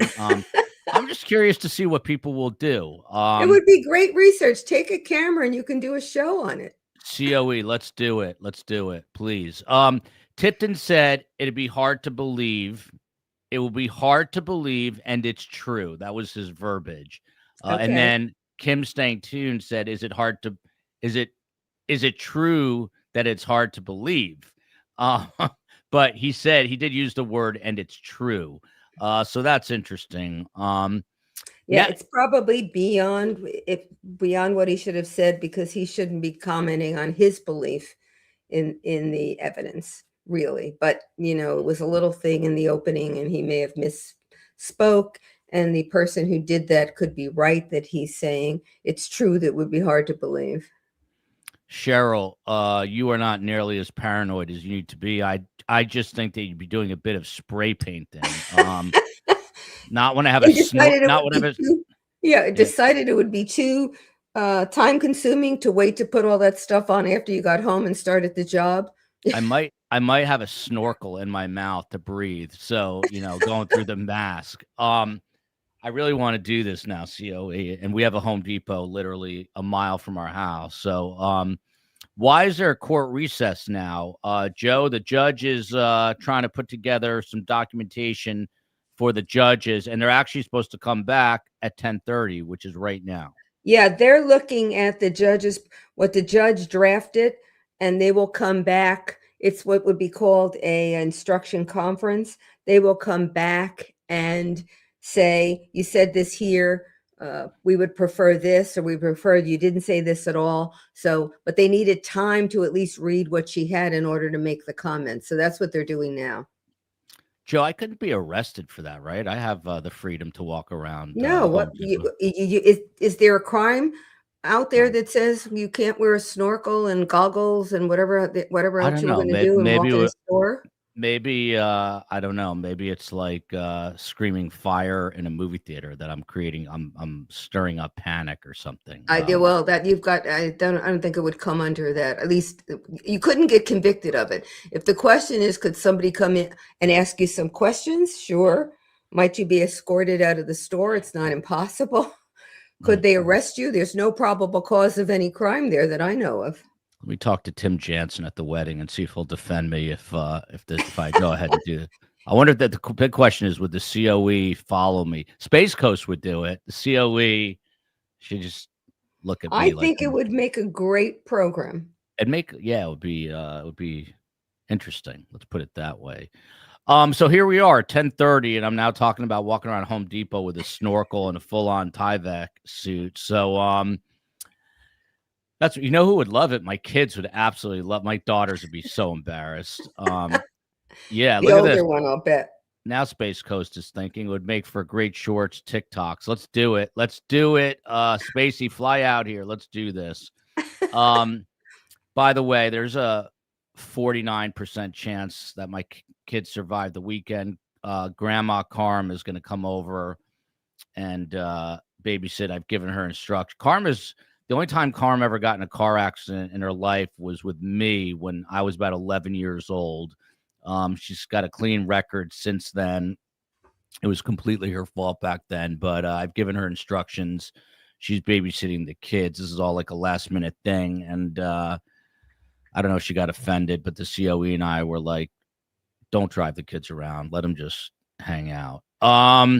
Joel, you live in Florida. I'm sure it is normal where you are. Karm would just look the other way and think I should make Karm do it. Get Karm dressed up. Then she won't, older woman. They won't harass her as much. But you want to be harassed. It won't make a good show.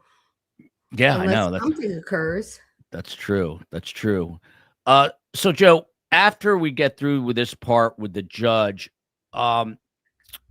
what do you think both sides do? They go back to their offices, and are they reading these aloud? Are they practicing these closings in front of each other?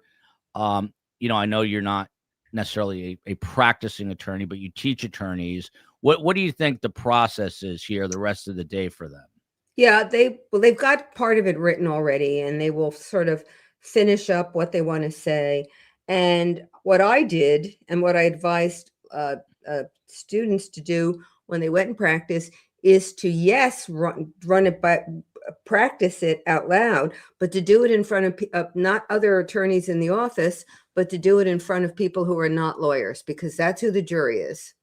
And then see what seems to work with your audience of non-lawyers, where they have a question, and then you would tweak it. But yeah, you want to run it. You want to be persuasive. You want the words to be persuasive. You want the presentation to be persuasive. Yeah, I'm looking at some of the comments here. Where did this one just go? Someone said, right here from Cheryl, being a cheater is not a death sentence. Meaning Anna should not have been murdered for this. But I'm just wondering, on the flip side here, again, Joe, it only takes one person to sort of upend this whole jury. I mean, there's no way. I mean, I don't think there's any way, and tell me if you think differently, that there's going to be an acquittal where they're, Yeah, I agree with you. yeah, I don't think all 12 are coming back, but I can see one or two saying, I just don't see the premeditation. I see this guy literally just, I feel like he just snapped, and therefore I can't vote in good faith for murder one. And then there's nothing else to go to. And that's where I think that's the most vulnerable potential here for a mistrial. Yeah. And if that happens, the prosecutor has the complete right to retry on murder one, or to charge murder two, or to allow him to plead to murder two. So if it's a mistrial, it's time and effort and money, and the witnesses coming in. It's not a negligible thing, but it doesn't mean he can't be convicted of murder. Yeah, this is a great question here, or comment. I believe he strangled Anna, which is premeditated because it takes a minute at least to strangle someone, especially if they fight back. Hence, the broken necklace.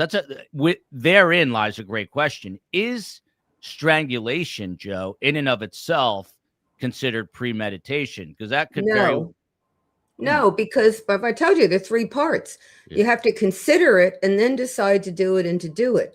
Strangulation certainly shows intent. It may show the deliberate nature of it, but it doesn't in itself show that you considered it before you did it. Right? COE, yeah, it's interesting though because of I guess the time factor. We got to this question already. COE. Hate to do this to everyone. It is getting to be unbearably cold here, dipping into the 70s in Canada. They had snow and crazy wind. Let us know, mainly because I'm a sadist, what it's like or a masochist, what it's like for you guys where you're living. That's where we're up to the weather portion of the show now. Let me know what the weather is like in your neck of the woods. Also, selfishly, I've got to take my kid to the World Cup. The World Cup is every 4 years, and it's in America this year. My kid is obsessed with soccer. Anyone have any thoughts on how I can get tickets for under $10,000 a ticket, so I don't have to be in debt for the next 30 years to take my kid to see the World Cup? If anyone has a brilliant idea, please email me, survivingthesurvivor@gmail.com. Someone just said it is, look at this, 12 degrees. Don't know where that is. Is this true, Joe? Snow in New Jersey? I haven't been out, and I don't know. Minus 15 Celsius. Look at this. Are you really from the Northeast, Joel? Yeah, your blood thins very quickly. By the way, I have a friend in Washington State. They've got, I think, the worst flooding in the history of their state. So, and I saw someone in the chat earlier. If you're in Washington, be careful and watch out because it is deadly flooding going out there. 70 degrees in the Mojave Desert. That seems pretty cool. 9 degrees Celsius in New Delhi. Welcome to New Delhi. We are truly a global phenomenon. What does this mean? The World Cup might change locations? What do you mean about that? Huh. What's going on there? What are we talking about?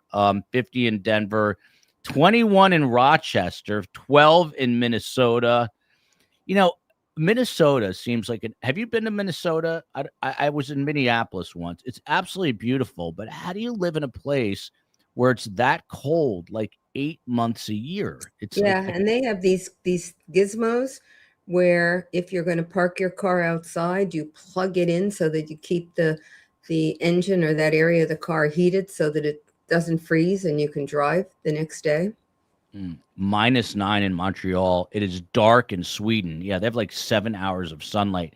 I would kind of like that in a weird, twisted way. I function better when it's dark, so I might have to move further north. -14 in Gatineau, Quebecois.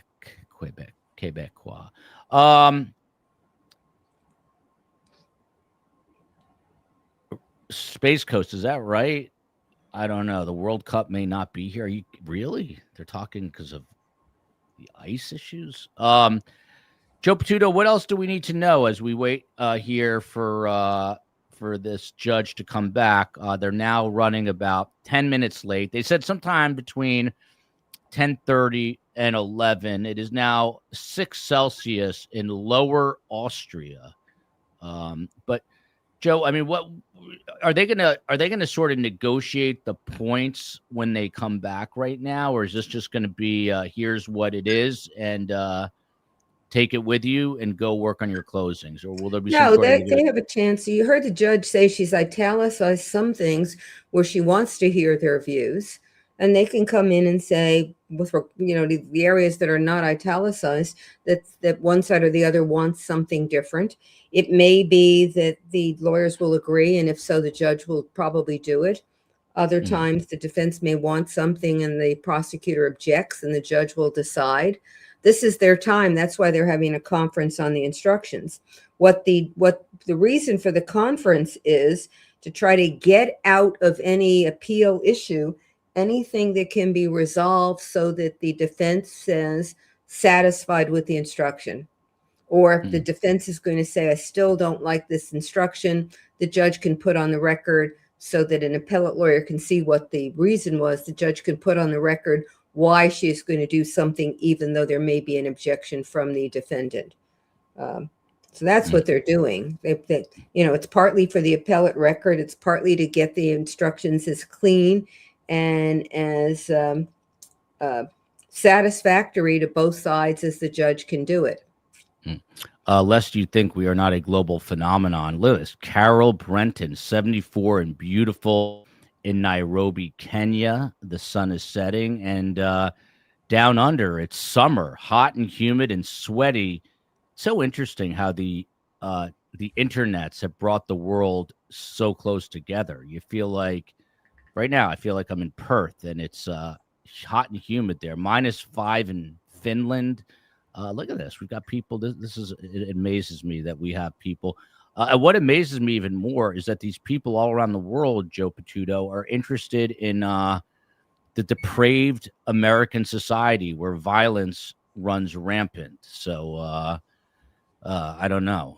There was a thought I just had, and now it is going, as Karm would say, in one ear and out the other. I can't remember what I was going to bring up, but we are waiting for the judge here to come back any moment and sort of direct us for the rest of the day. Oh, I know what I was going to bring up. So I like to get STS Nation's feedback.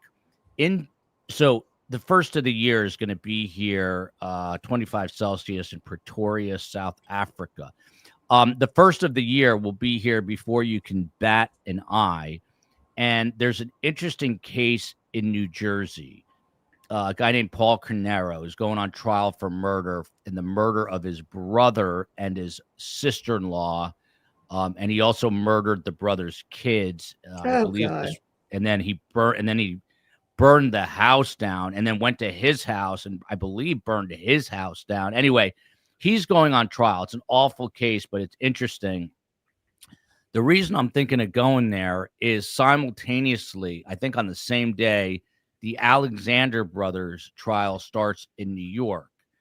The issue with the Alexander brothers trial is it's not being televised. If you don't know the Alexander brothers, they're 3 brothers from a very prominent Miami family. 2 of them are big real estate guys worth literally hundreds of millions of dollars. They're accused of Diddy-esque crimes. There's a lot of video apparently that the feds have. It's a federal case. So I could cover Carnero in court during the day and then cover the Alexander brothers at night, and I would be in that vicinity and I could get into New York if I needed to. What do you guys think of that as a potential plan? So sort of like 2 trials at once, one that is being streamed from New Jersey, and then the other in the evening, we could cover the Alexander brothers. And then when there's a big day, we will stick with one or the other. Let me know your thoughts, survivingthesurvivor@gmail.com. And let me know if that's something that you guys would be interested in, because it'll be here before we even know that it is going to be here. I need to hear more about the Jersey case, and let's get Panera, as in Panera Bread. I love it. Professor Joe, I asked a question. Did you not see it? That's the comment right here from Josephine. I must not have. Josephine asked the question again, and I'll try to get it to Joe. Do you have any questions for Joe right now? Of course, it wouldn't be a show without an arrest Wendy immediately. That I don't think. Did I tell you, you know Judy Singh, who does AA Legal Focus and covers the Adelsons? Yeah. She made a bet with someone of an arrest before New Year's Day. And her side of the bet is if Wendy is not arrested, she's going to appear on her program in a bikini. There we go. Well, I think it's going to happen. I don't think it's going to. What I was saying is, I don't think it's going to happen before the first of the year.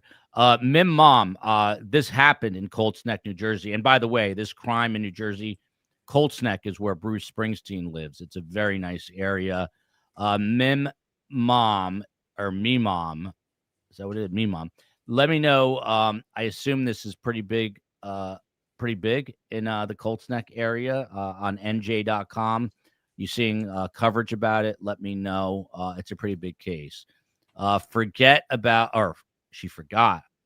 Big difference with the one letter. Forgot about the Alexander brothers. I thought she said forget about the Alexander brothers. So, yeah, I'm thinking people are saying yes on the Alexander brothers, cover the Alexander.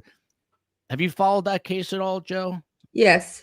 Yeah. So I think we're gonna have to do this to some extent, somehow. Here we go. This is Josephine's question for you, Joe. Do you think he pulled a Donna Adelson and decided this morning, maybe Mommy Dearest even told him not to do it, not to testify? What are your thoughts? What do you think went down? It's anybody's guess. I don't know what it means to pull a Donna Adelson. He may have decided this morning. He may have decided yesterday. He may have had this in the back of his mind all along, for all we know. Did his mother advise him? I don't know. He seems to have a close relationship with her. But I can't.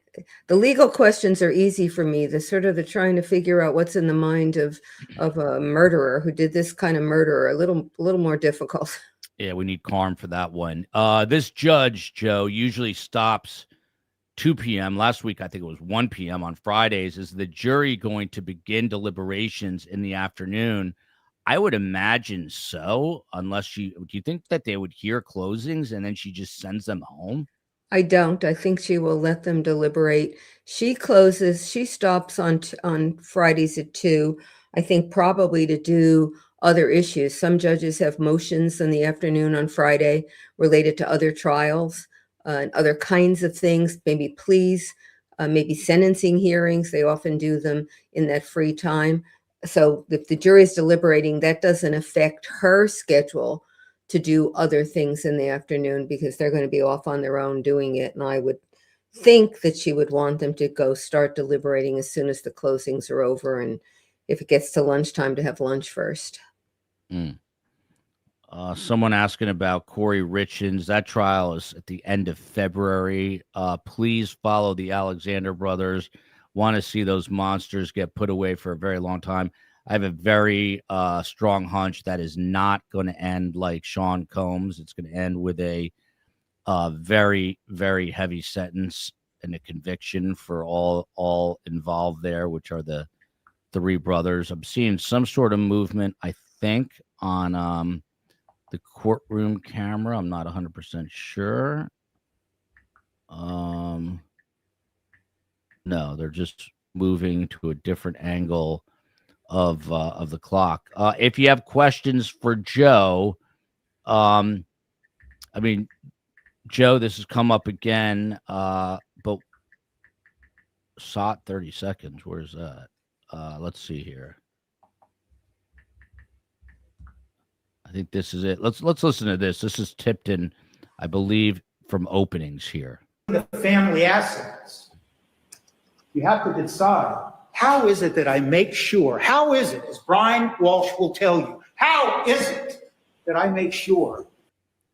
Right there. He just said it. Let's go back and listen, as Brian Walsh will tell you. And look how confident he is right here. Command of the courtroom. And then when he talks to the judge, it's And then a little sheepish. Yeah, here we go. This is him saying Brian will testify. Family assets. You have to decide, how is it that I make sure, how is it, as Brian Walsh will tell you, how is it that I make sure that my wife and my 3 sons are financially secure if I have to go to prison for a day, for a week, for a month, or for years? That's what they were talking about. And in all of the other digital data that the Commonwealth has been poring over for 2 years, you will not hear evidence of any other conversations about divorce. And you won't hear it. That's interesting. He wants to be sure his children are taken care of. So the way to do it is to dismember their mother and throw her in a trash dumpster. Sounds very something only a criminal defense attorney could say with a straight face. Like imagine being at like a bar with friends and saying they'd look at you and say you're absolutely crazy. But when a criminal defense attorney in a suit and tie says it in a courtroom, you're like, oh, okay. Tipton, here we go. Barbara must be an attorney herself. Tipton did not explicitly say Brian Walsh will testify, only that we will hear from him. You could argue that hearing him on the police tapes is that, but it does heavily imply he will testify. What do you make of that, Joe? I mean, he doesn't. No, I wouldn't read it that way. I think it's possible. And I'm trying to remember the police tapes. Did he? No, there is no police interview in which he told story 2. All the interviews, I think, are story 1. So it's not possible that you're going to hear this story in a police interview. So it can't mean that. This comment, look, instead of watching the fan go around, we're now watching the pendulum on the clock go back and forth. Yeah, it's mesmerizing. I might actually fall asleep.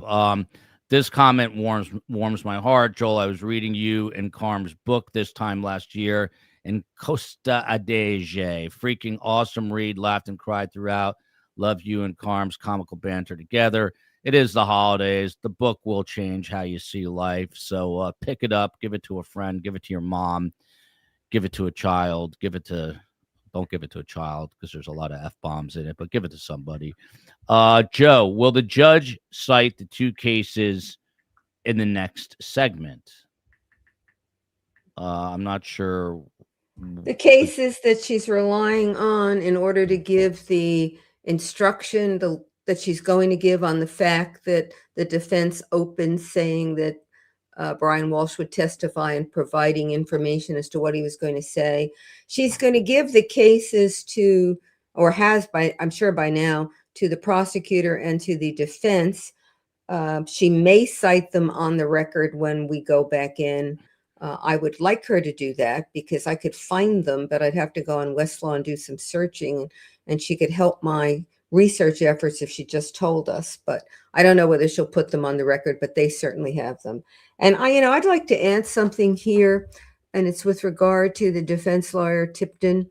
This is a situation or an example of why a lawyer needs to have a really strong reputation for ethical conduct, because these sorts of things happen. Defendants do things that may put you in a really awkward position. And if your reputation among judges and other lawyers is that you operate ethically, then they will give you, a lot of leeway when something like this happens. If your reputation is you run close to the line and you're willing to sort of cross it if you can get away with it,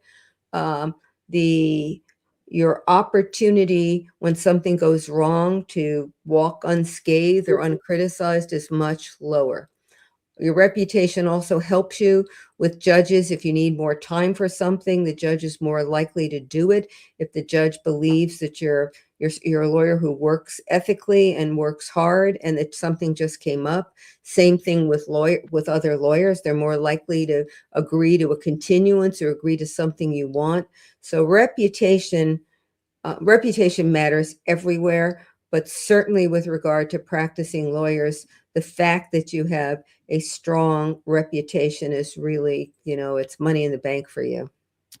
We always try to really think of the victims at STS, but you can't help it. When you're talking true crime, it's so unbelievably outrageous that you forget that these are real people. But Anna's gone, and she's obviously the biggest victim in all this. But those 3 kids who have about the same age difference as my 3 kids, I saw somewhere in the chat that they're actually apparently in Serbia with Anna's mother. I don't know if that's accurate or not, but those kids, they're going to lose a father, and they lost their mother, and their whole lives, basically forever, will be upended. I mean, think about something that your parent did to you when you were 6 or 7 years old. This is going to be something that impacts them on such a larger level for the rest of their lives. So it's beyond tragic. From Garden Girl, Joe, we talked about this a little bit, but just to underscore it, can the defense closing bring up this sudden death syndrome now, since they provided no evidence, only mentioning it in openings where it is not evidence? Well, now that's not accurate, actually. He asked the medical examiner about sudden unexplained death, and the medical examiner did testify as to the possibility. So that is in evidence. That was Richard Atkinson, the quirky medical examiner from the medical examiner's office in this jurisdiction. He was a quirky, interesting witness for sure. I live 10 minutes from Colts Neck, and apparently Carnero went back to his own house and set that on fire with his whole family in it. It was just an absolutely horrific crime. Giving a bad name to Jersey there. People are asking about this too. Kevin Callahan. And by the way, the judge right now, they're running about 27 minutes late. They were supposed to come back at 10:30. Originally, she said 11. The lawyer said, well, we could be back at 10:30. And then they looked at the instructions. Yeah. They've got more questions than they thought they were going to have. Exactly. Is there anybody from the victims, from Anna's family in court? Her mother's not here. And we heard from Margaret, who was here yesterday, that really she has no one in court. The only people that are in court is Brian's mother and then the media. There's not a lot of people there, which is typically the case. You think in these high profile cases that the courtroom is going to be packed, and sometimes it is. With the Adelsons, it was very full most of the time, but it was never an issue to get in or not. And that's because, a lot of people are just, they've got things to do. They're living their lives and they can't get to court. But in this case, Anna did not have a lot of representation there. Joe, I'm just wondering, what do you think that does to a juror's mind if you see family or you don't see family? Like, are they wondering why her family is not there? I don't know. I think they know that she's from Serbia. I think the jurors definitely notice if there are a lot of people in the courtroom. And certainly they would notice if no one is there. And I assume would then think about, why isn't anybody there, representing her, in there supporting her. But they do know from at least 2 witnesses that she had lots of friends, and at least the 2 who were on the stand cared for her deeply. So. Donna,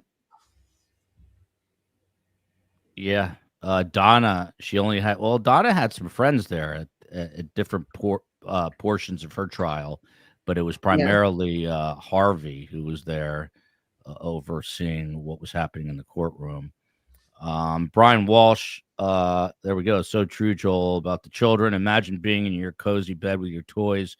The next thing you know, you have no mom, no dad, and you're presumably with strangers. It's beyond unbelievable. It really is. Those kids, no kids ever deserve that. They're just caught in the proverbial crossfire there. I just saw another comment here. And they're also going to have to live the rest of their lives with the knowledge, of what happened to their mother by their father. It's awful. Yeah, and if you're a boy or a girl, but particularly I think if you're a boy and your father is this cold, calculated killer, like what does that do to you psychologically? I think there has to be a part of you. I know Kerry Rawson talked about this, the daughter of the BTK serial killer. There's a part of you that wonders, like, am I like my father? And that's a really, talking about going to, my dad was a psychiatrist, talking about going to a shrink for help. If your father kills people or has killed your mother, that is not an easy thing to negotiate in your own mind. In the court of law, Brian Walshe is innocent until proven guilty. Karm must have just called the COE. Karm, ever paranoid, reminds us that people are innocent until proven guilty in a court of law, and that's precisely why we are having a trial. So as of this moment, Brian Walshe, you are presumed innocent. Wink, wink. Wink, wink, wink, wink, wink. Back to fantasizing about going through Home Depot and Lowe's in a full-on Tyvek suit. I just COE, give me an indication. I see you right here. Would you trail behind me with a camera, or would you make J-Mac do it? I just worry about his camera abilities at 6 years old. Who would film me, COE, going into Home Depot? I want to do it, and I want to add the snorkel. I just want to see what kind of response I would get. I think there's enough, quote unquote, ridiculous Instagram influencers that most people if I did that in New York City, no one would even turn their head, right, Joe Patuto? I once saw a llama walking down 10th Avenue. That did catch my attention, but then I was told the circus was in town. I like how Joe did not miss a beat. I once saw a llama walking down. I'm trying to think of like weird. There's nothing in New York City that could really surprise you or shock you, I don't think. No, and we're better. An actor walks by and most people take a look and then walk on. We don't sort of bother them or, look closely. We're really pretty good at that sort of thing, I think. Patting myself on the back for people from this area. The COE and I met reporting in Tucson, and I remember Tank. I'll never forget Tank, and Tank is probably still alive. Tank was a tortoise who lives in downtown Tucson. Whenever you do stories down there, he belonged to like a homeless guy, and he would always follow that homeless guy. But he'd be like 100 yards apart. So you'd be doing a story, and you'd hear this creaking on like the dry desert sidewalk. You'd hear ksh, ksh, ksh, ksh, ksh.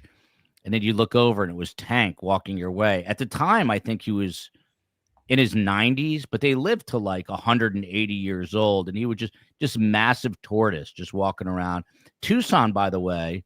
And I say this with all due respect and love, because I really love Tucson. It is got to be the weirdest place, maybe on planet Earth, but definitely in America. The desert is a very, very, very weird place. It attracts very weird people, very weird vibe. It's because it's warm. People may be weird, but they gravitate, particularly those who are homeless, gravitate there. I lived in Tucson and loved it. Oh, you did? I taught at the University of Arizona for a semester. They wanted me to visit for a year, and I don't know whether I don't even know now whether I could have stayed if I wanted, but I couldn't believe that I'd want to be there. I didn't know it for more than a semester. So I went for a semester and absolutely loved it. I like to hear that. So is there anything more different than New Jersey than Tucson? When I went to Tucson, I thought it was going to be like a cobblestone main street with like horses, like in a Western. And for those who don't know, Tucson is this massive, it's like 250 square miles or so. It goes on forever. And look at this, Tucson 80 today, like yesterday. Give a shout out to my friend Matt Brode, a meteorologist at the local NBC KVOA. The only meteorologist that despises warm weather and craves snow, and he works in a market where it's sunny like 363 years. Look at this, Joe Petito. I know Tank from Tucson. Ah! Tank is famous in Tucson, and I'm sure he is still alive. But I'm happy but surprised that you love Tucson, Joe. 'Cause it's Oh, I so did. I love different. cowboy stuff. I'd watch a Western. I mean, sorry they don't make them anymore. Yeah, no, I really got it. I went to one of those, I don't know what they call them now, where I don't remember, they were kind of the dramas where they do this silly, what are they called? The over dramatic little stories, and I got a real kick out of that. I went to Old Tucson, which was the set of the Westerns where John Wayne made a lot of his Westerns. Yeah, I really liked it a lot. Did you live downtown or did you live like in the foothills? No, I lived near where Mount Lemon was, so it was a little outside where Sabino Canyon, where you would go into Sabino Canyon. That's where I lived. That's where I Yeah. lived. Wow, Yeah. Look at that. I had no idea till this very Yeah. moment. What about that? Yeah, I really liked it. I liked the people. I didn't like the heat. And when I left on Memorial Day, and it was already into 99, 100, and one of my uncles had said to me when I complained about the heat, but at least it's dry heat. And I remember saying to him, "So is an oven. Would you like to sit in it all day?" Exactly. This is true, by the way. I once interviewed Remember a the cow. Commonwealth versus Brian Walsh, indictment 2023-0091. All right. Let me make some space over here.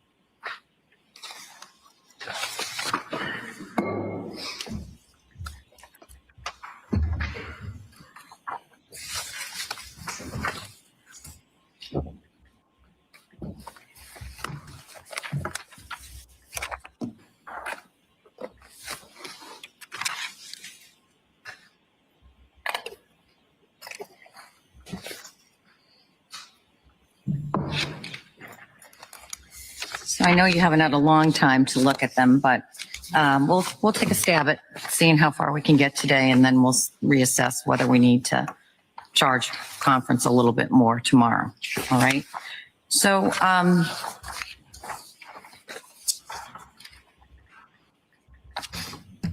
my approach to charge conferences is pretty informal. And so what I'll ask for each of you to each side is, based on your initial review of the draft, where's the first page that you wish to either bring something to my attention because you either don't want it in there or you want it in a different way? So an edit or an extraction or an addition. What's the first page for the Commonwealth? Your Honor, I'd say page 15 going into 16, the impeachment by prior conviction. All right, stop right there. And does the defense have anything before page 15? We've got the appellate lawyer there again. I think it is. She just put it. That's who that is? No. It's Yeah. sorry. She's the one, I'm sure, who does motion. She did the law the other I'm sorry, I day. have one here, but I meant what my notes are saying. It's paragraph 1. I said page 1 is the index. Actually, it's not really page 1. Oh, we'd be here forever if we were starting with page. All right, so what page? Page 6, and I'm just lodging my objection, Judge, to otherwise the instruction complies, in my opinion, with the model jury. I'm renewing my request for my modification that I filed on behalf of defendant's request for jury instructions concerning consciousness of guilt, emotional evidence, and bad acts. Paragraph 1, I am asking that the section be regarding the timing of premeditation be removed for the reasons I stated in the motion. All right, I read your motion.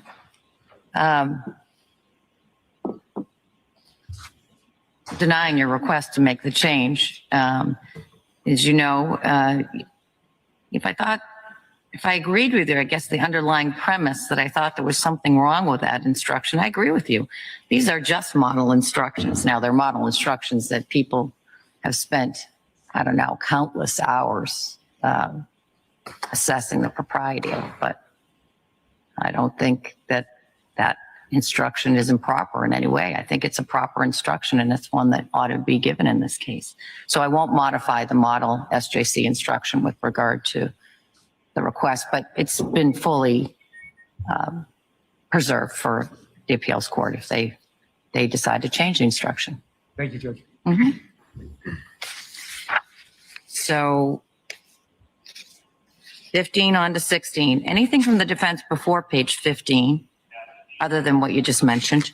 Page 9, Yes, counsel. the instruction, parentheses B, Yes. use of a dangerous weapon. Okay. I think that's in the context and circumstances of this case, that instruction is very prejudicial and misleading. There is no evidence of, no direct evidence or circumstantial evidence that there was a weapon used that caused the death of Anna Walshe.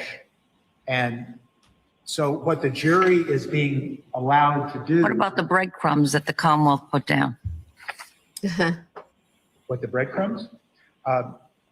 Well, why don't you argue and then I'll let them I don't want to make their argument for them. That would be, but I want to get to the right answer. So go ahead and you argue and then they'll argue and then we'll have an opportunity to rebut.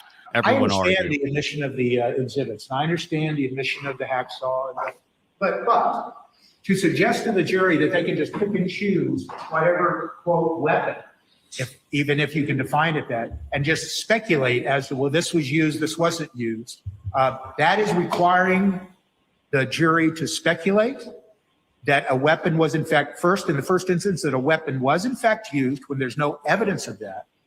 And secondly, to speculate that some of the evidence that was introduced might have been a weapon that was used without any evidence that in fact it was. And given the state of this evidence, this instruction invites the jury to speculate without sufficient evidence to reach its conclusion. And I would ask that it be removed because all it does, well, I'm going to repeat myself. I'll leave it at that. All right, Commonwealth. Your Honor, it suggests from the evidence it's a reasonable inference based on the safari history and the searches regarding getting DNA off of a knife, using a dishwasher to remove DNA. One can infer that an object was used, a dangerous weapon was used to murder Anna Walshe. There's also the evidence of the defendant's trip to the Vin and Liquors dumpster when the liquor store was closed. I believe the manager of the liquor store identified it as the defendant throwing that bag in the dumpster. That's prior to the trip to Lowe's or any of the stores where he purchased the materials. I would suggest it's a reasonable inference that a dangerous weapon was used here and would ask that the court keep that instruction in. What about the hair on the hammer? I would say that too. Music say DNA on the knife. No, she didn't say that because there is no DNA on the knife, right? That's correct, Your Honor. So, but I did hear you say knife, didn't I? Knife. I didn't hear her say knife just now. There was a search. There is a knife above the. There is a knife, but there is also a search in the web history in the defendant's. I remember that. And then regarding the search was specific, as I recall it, and remind me if my memory is wrong. Is the search with regard to the dishwasher specific to a knife? Your Honor, may I? I believe that I can answer this question. There is a slate.com article that the defendant went to that was regarding getting, can DNA be removed from a knife? Yes. Then the dishwasher is following that, right? It follows that, and it's can the dishwasher, and I'm just trying to find the exact words. Give me the page number on the, I think it's Exhibit 79, is that right? It's Exhibit 79. All right. And then page number 4, the DNA off of a knife. Yes. Is page 578. Let me get there. Okay.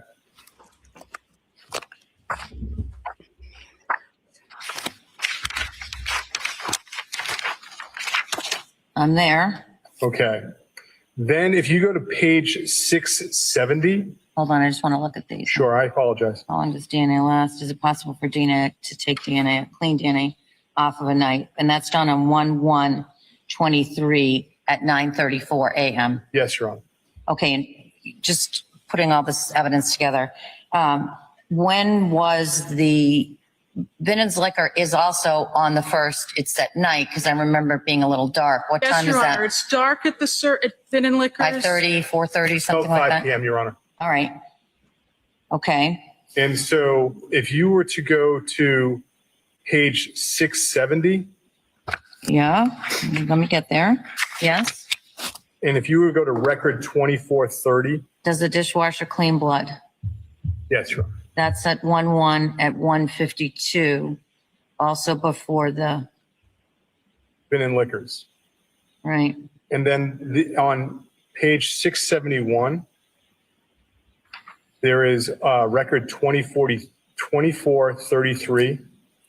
Is it possible that a knife that Which this- had blood on it remains contaminated with HIV after it's been washed with hot water and dishwasher soap. Yes, Your Honor. Mm-hmm. And so, And above it, does the dishwasher clean blood? yes, Your Honor.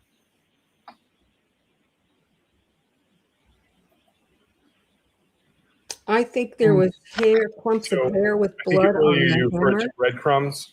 That's what I said. And so our position would be it's a reasonable inference based on the searches, the behavior of going to Vinton Liquors, and then this is all before the Lowe's trip where the other articles are bought for the purposes of the dismemberment.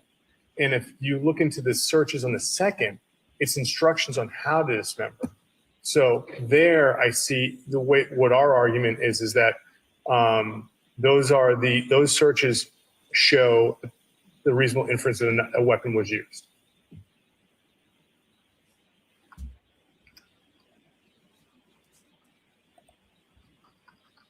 All right, there are the breadcrumbs. Attorney Tipton, back to you. Well, I'm not going to repeat what I said. I understand the breadcrumbs argument. However, I would ask then, I think I see the writing on the wall, that the instruction will remain, but I would ask then, to be fair and balanced, that a sentence be added, that you are not to speculate about whether a knife was used, or words to that effect, to help guide the jury to avoid speculating about any and all of the tools and weapons, so-called weapons. I just think the jury's going to think, oh, I can cherry pick whatever I want to and call it a weapon and use it to find the defendant guilty of first-degree murder. And I'm trying to make sure that the jury does not get such a broad instruction that allows them to speculate. So I'll leave it at that.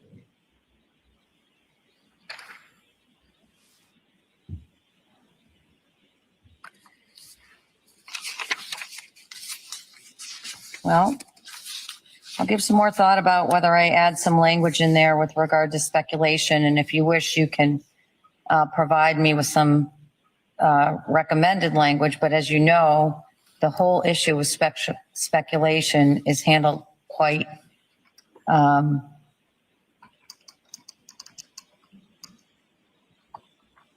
completely in other parts of the instruction. But I'll think about it.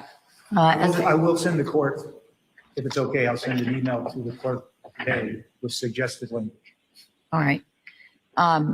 As of this time, the instruction is going in and subject to any additional edits. But I think there's enough there that the Commonwealth has presented, as I said, the breadcrumbs.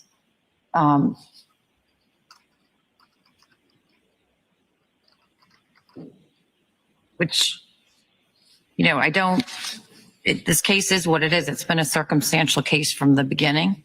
And so those breadcrumbs are important for the Commonwealth's case. And I think they've properly established it to a sufficient degree to get this instruction about use of a dangerous weapon. But I'm also mindful of what you say. I'll go back and look at the section about the prohibition against any speculation or guesswork and see if I feel like it accurately and completely addresses those concerns. And I'll be open to seeing whether there's something else that needs to be added to make it more easy for the jury to digest this aspect. That's all I can say right now. All right. We're still at the defense. Anything else before page 15?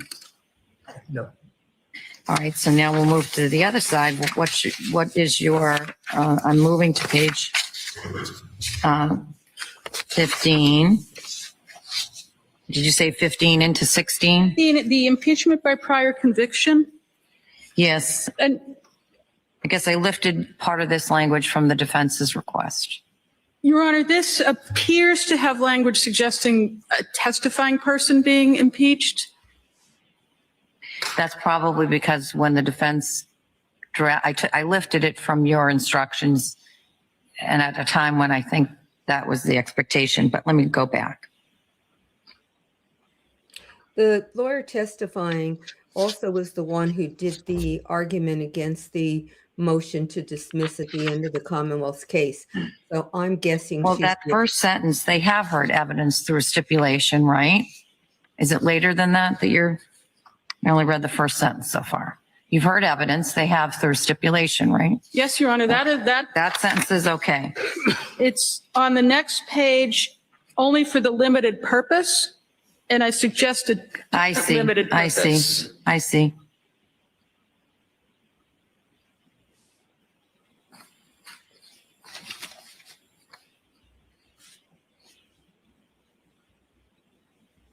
Jury instructions are important because these are the basis of a lot of appeals. Because if you don't instruct the jury properly on the law. Does the whole thing come out? Your Honor, I note in Commonwealth's motion in limine number 12, paper 198, the Commonwealth laid out the purpose for which it was seeking to bring in the evidence of the federal charge. Perhaps that language from that could be substituted, as you may only consider this evidence to understand the relationship between the defendant and the victim, or something of that nature, to understand the complete circumstances of the situation in the home at the time of the events at issue here. Well, I like that.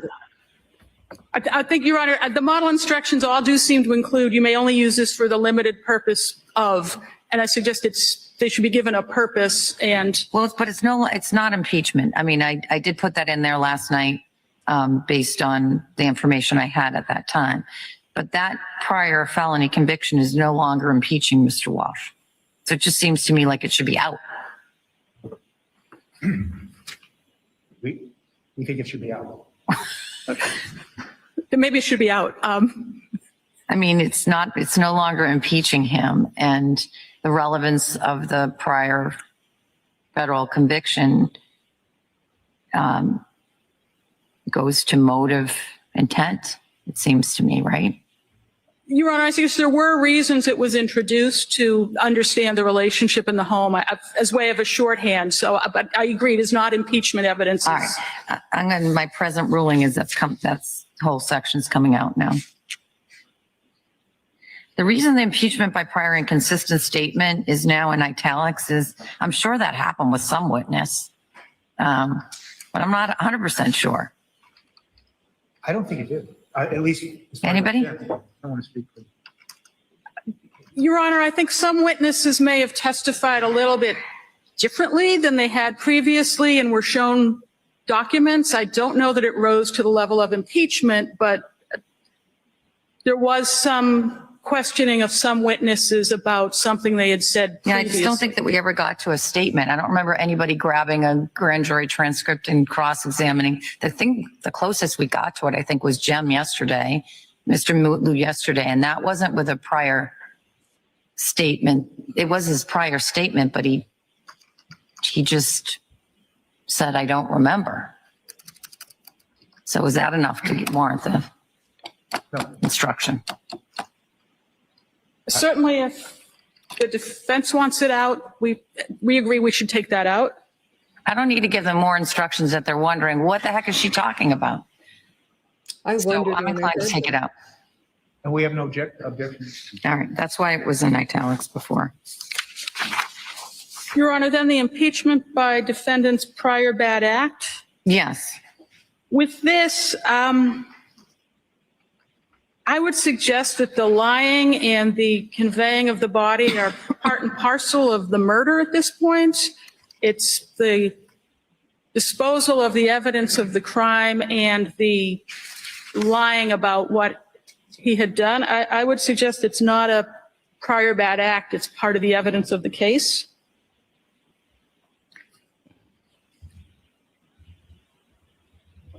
It's an interesting question. There's many interesting questions in this case, Your Honor, no doubt. It's an interesting question whether, where are you drawing the line of a prior bad act occurring? Can you have a prior bad act that's part and parcel?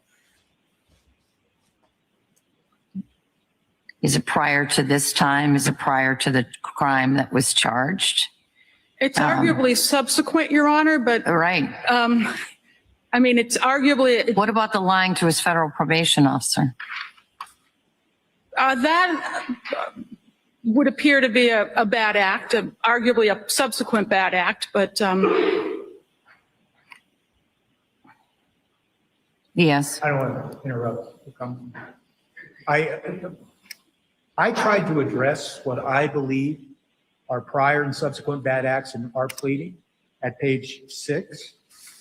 And I took it from the Massachusetts Jury Trial Bench Book, and I modified it only to accommodate what I believe is relevant and pertinent.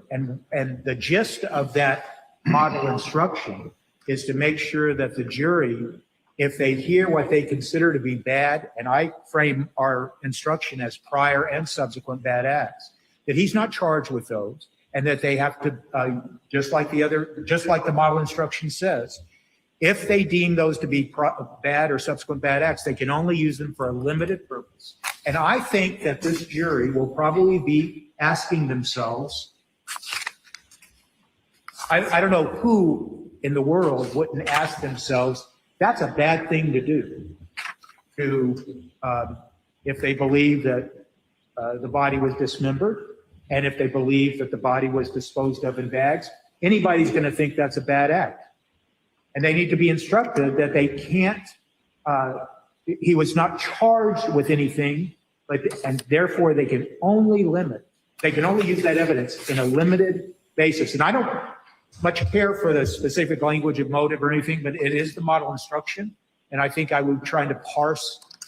So I'm looking at your instruction right now, and that deals with the art fraud, right? Are we on the same page, Yes, Attorney Tipton? yeah. But are you suggesting, I just want to make sure I understand what the respective positions are. Are you suggesting then that you want to expand that? So you want an instruction to the jury that includes the language that I have in there, which is lying to the police and disposing of the body of Anna Walshe? Well, and the lying to the probate. So that's not what's in here, but are you saying do what you did, Judge, in the instruction, but add what I want in instruction 6? Is that what you're telling me? yes. Okay. But Do you want that to be included? So in the proposed instruction, and so the record's sort of clear, I'm talking about the defendant's request for jury instructions concerning consciousness of guilt, emotional evidence, and bad acts. I don't know what the docket number is, but I got that. It was filed yesterday, December 10th. And I'm looking in particular at your request number 4, prior and subsequent bad acts. That's what you were referring to, Attorney Tipton. Okay, and so in that, as you initially drafted it yesterday, it was about the art fraud, but you're now suggesting that that would be an appropriate instruction also for the other bad acts that I've identified in my draft on page 17 under impeachment. yes, Your Honor, I was anticipating there to be a proposed other instruction like you had, but yes, I Okay. would ask then that. So I think I understand what the ask is now. Right. And so now I'll go to the common law. Your Honor, I think I understand it better as well. It also says in the instruction about the middle of it, if you credit the statement, I don't know that we're specifically talking about a statement here. And maybe that could be expanded if the court is inclined to keep that instruction in. Well, I think the language comes in that defendant hasn't been charged with committing any other crimes other than murder.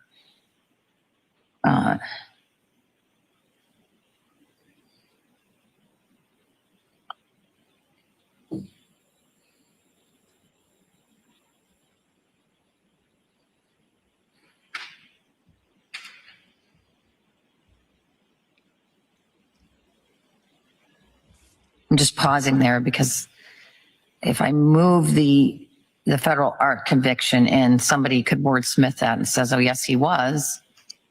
He pled guilty to a federal crime. Maybe the better way to say it is the only charge you need to consider is the present charge of murder. Shouldn't You're draft looking at on the the first fly. sentence. Yes. Not a good way to do it. They should think about it Let me and take a minute. draft. This should not, they need to come back to this tomorrow. Drafting on the fly is dangerous.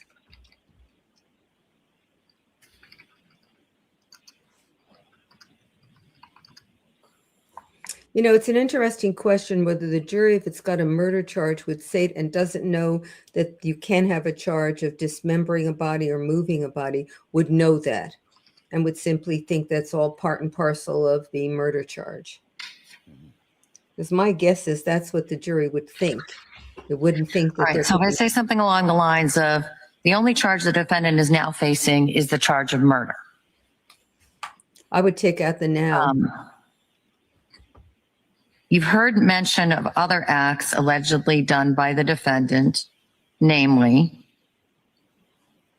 and I wrote a few things in there, and it would seem to me what the defense is asking is that I add, the language that you have in your request was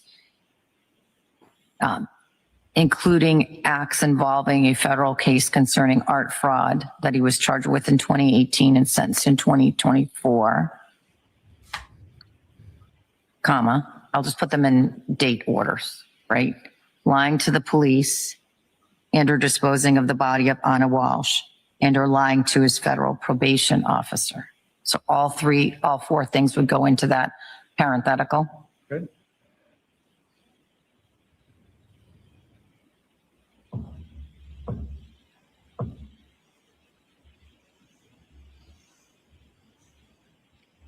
Bad hair day for Brian, by the way. Okay. And then,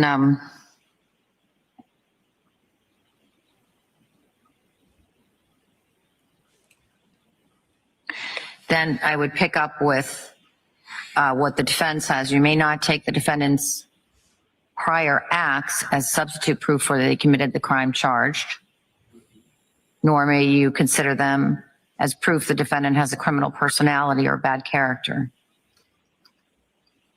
And then the rest of that, you see that all there.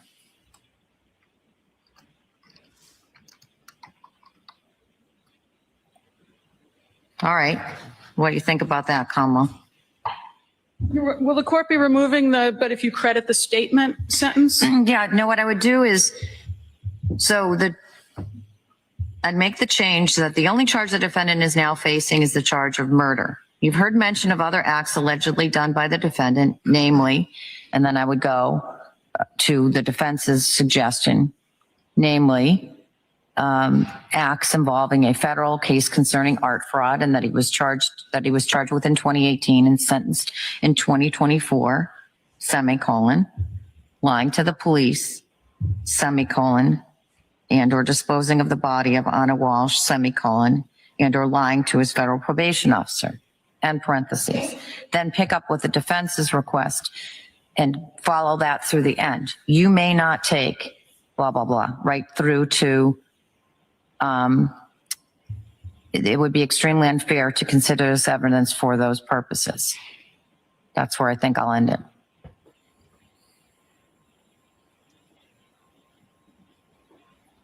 So you're not, Then I go back. I don't think that's appropriate to add the for one thing. The last two sentences. That's right. I will just say, Judge, that those sentences are contained in the model instruction at page 343. I'll take a look at it, but it seems to me then if I put that thing in there, then I've got to, Drafting on the I don't know what I fly. do about the other things, Bad idea. because you can see the issue that raises. Your Honor, there's also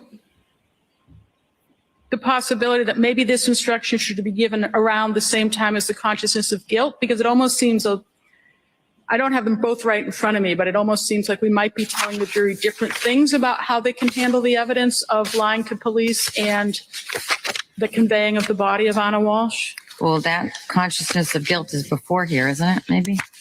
I believe it's on page 27. Oh.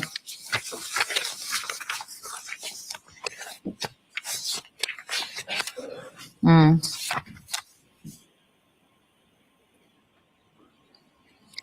Well, I had this all in this section because I thought I'll put the 3 impeachment things, but now 2 of them are gone. So it doesn't make any sense, I suppose, standing alone. Maybe we just go straight from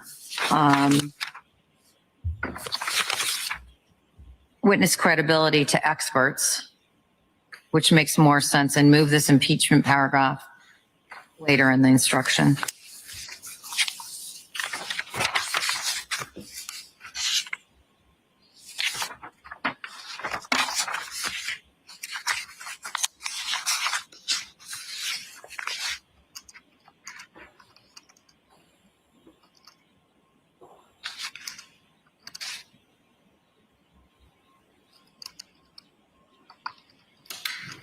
What do we think about putting it either around the vicinity of the consciousness of guilt instruction?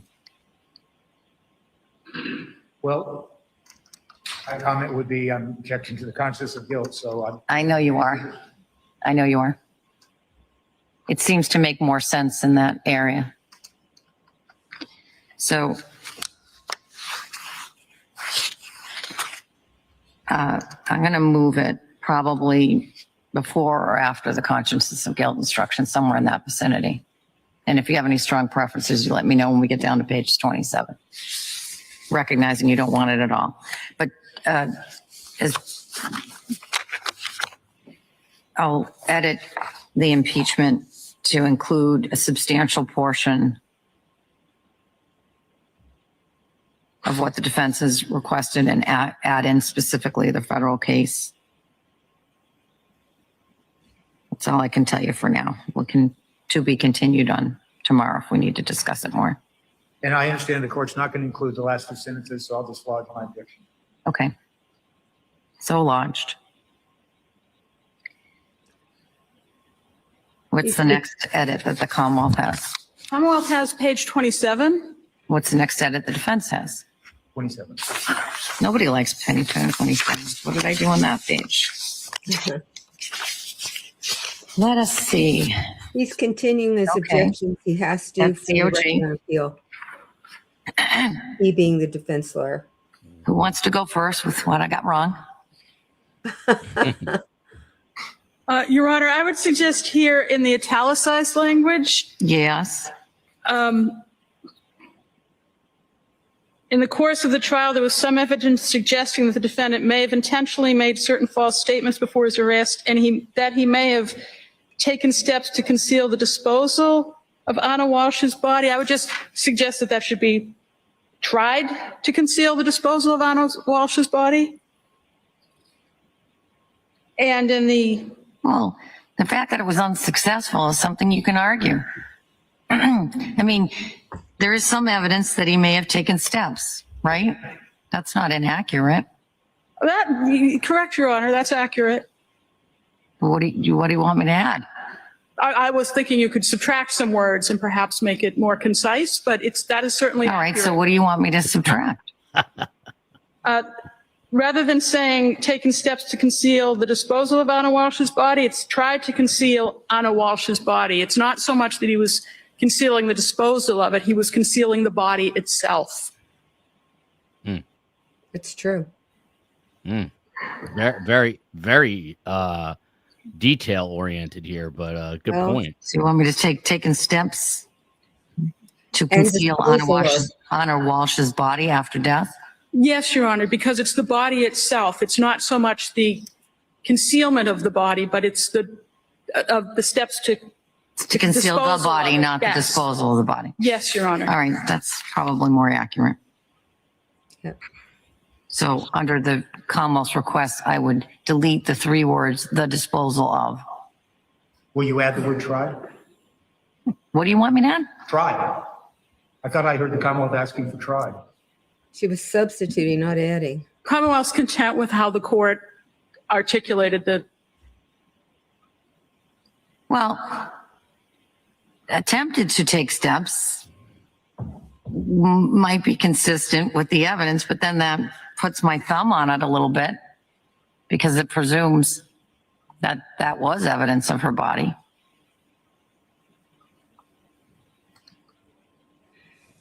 All I was responding to was the Commonwealth suggested the word tried. I think that is more consistent with what the evidence shows. I'm just talking about tried, not waiving any argument to the conscience. All right, I'm going to leave it like it is with the removal of the disposal of. I don't like the tried part. in the next paragraph, Your Honor, in the italicized, defendant did attempt to provide false information. I believe it would be did provide false information. That's true too. And there I got the language right in the second attempt in terms of what you just pointed out in the earlier paragraph. Even a blind squirrel finds a nut every once in a while. All right. Any other edits to that consciousness of guilt instruction? Recognizing the defendant doesn't want it and that objection is noted and lodged. Are you done? I think she's done. So, once again, I refer to our prior pleading. And Welcome, Stanley. Thank you. on page 4, Yes. I'm asking that be included. And I modeled that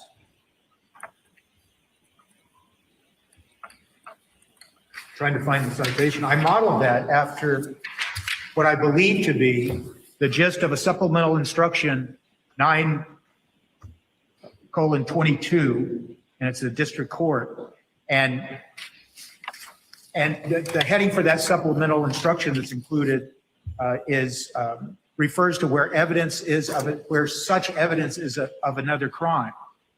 It goes on to say, I caution you in considering such evidence that the defendant is not on trial for, then it has a blank. Right. And that's what I do. But now that I'm moving down the other section that we just discussed, which far more in a more detailed fashion addresses that. You mean in the prior? Yes, because now that's going to sit right on top of this one. Well, but I think that the reason I'm pressing this, notwithstanding this other instruction, because I think just the title alone draws attention to the jury where they're hearing a different instruction entitled consciousness of guilt. Mm-hmm. And I don't know that jury will take some language from a prior instruction and import it into this one. And it's important for them, in our opinion, to have context for how they use so-called consciousness of guilt evidence. And the other thing is, when you talk about consciousness of guilt evidence, the case law is clear and the instruction says they can't rely on consciousness of guilt evidence alone.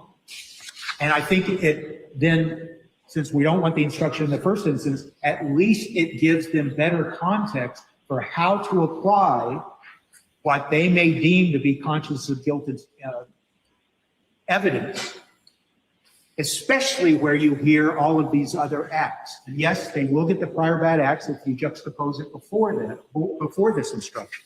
I actually think it's better right after it, as I'm thinking about it, because it leaves them with it puts them in that moment, and then you may not use it for this purpose. As you were arguing, I'm like, that's not going before, it should go after. Right. Because I'm just pressing this supplement. It's primarily based on this Model 9. I'll go back and look at it, and I'm going to see how it feels once I've moved things around and how it reads. All right. Okay. And of course, you know this is coming, so you will, I am sure, as you all, I know you will. You're going to take those parts of my instructions that you want to highlight to the jury and put them in part of your closing arguments. And so you'll know where it is, and you can point directly to it so that you highlight. I'm going to tell them, take all my instructions as a whole. You're going to drill them into the ones that you think best suits your client's argument, including this one. But anyway. I may, but. Or not. Having said that, I guess I just want to ask a question. Yes. Does the court intend to supply written instructions today? So what I do is I don't give them a written instruction during the actual charge. And there's a very simple, I'm a very practical person. I've been sitting on the bench now since 2017. And not once, and I'm not proud of this. There are other judges that do a better job at this. There's not once, no matter how many times I read this, no matter how many times you read it, there's always a wayward S that sticks in there, charges instead of charge, or some other less than perfect product as I read it. And I edit those on the fly, and I tell them, typically, it's my oral instructions, not what you put in the writing. I've never had something that's been a huge guffaw, but it could happen. I don't think it's going to happen in this case, but I don't finalize those instructions until after I've read it to them, made those edits. I sort of a running game I have with myself. When are you going to get it right? Exactly right. Hasn't happened yet. I don't know that it's going to happen on this case. There's always some little niggling little mistake. So I don't give it to them in writing when I'm reading it. I give them copies of the charge when the exhibits go back. And my practice has sort of varied over the years. I should just send in one because I want them around the table talking about the instructions, doing it all together. That became cumbersome, so I've now changed it. I usually send in 5 or 6 copies of the charge. If they want more, they can have more. I usually tell them that. But I won't give them, they won't be sitting in the box reading the charge with me. That's not how I do it. And that's the practical reason why I don't do it. I don't want to be backpedaling. I want to give them the best product, both orally and in writing, that I can give them. So if that answers your question, that's how we'll do it. Now, you'll obviously have the draft so you can read along. And I encourage you to point out my errors despite my best efforts. You'll see me up there marking it up as I always do. Maybe tomorrow will be the case that I get it all right. Still trying. All right, what's the next page? Your Honor, for the Commonwealth, not so much a page, but circumstantial evidence. I know the court has direct and indirect evidence in there at 23. Would the court consider also including circumstantial evidence in that? What page you on? Page 23.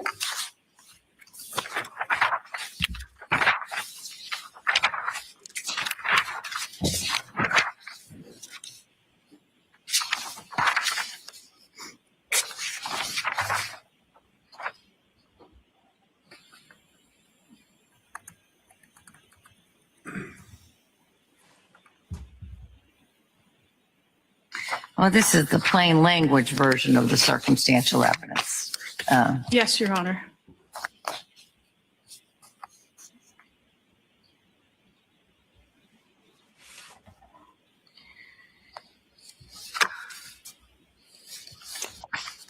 I don't have strong feelings about it. If there's some language you want to propose, I have used other language that refers to things as sort of the more old-fashioned language. This is direct evidence.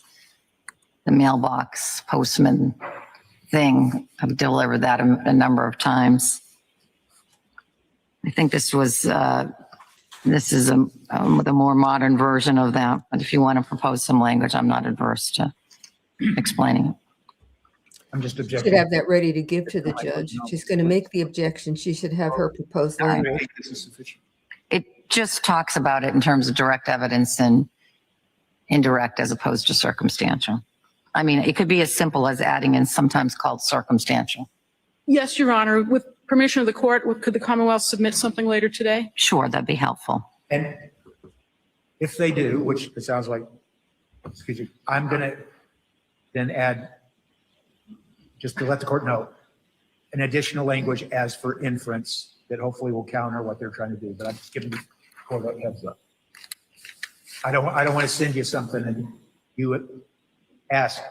How about if I just say that is indirect evidence, sometimes called circumstantial evidence, and then you don't have to do anything this weekend. I mean, not this weekend. It feels like it's the weekend. Then you don't have to do anything tonight. I'm going to suggest that, but you can do what you want. I think that's what the prosecutor should do. It sounds like it's sufficient. Because he wants more. She just wants the jury to know it's circumstantial evidence because that's what we all right. talk about. He wants to Anything change else? the instruction.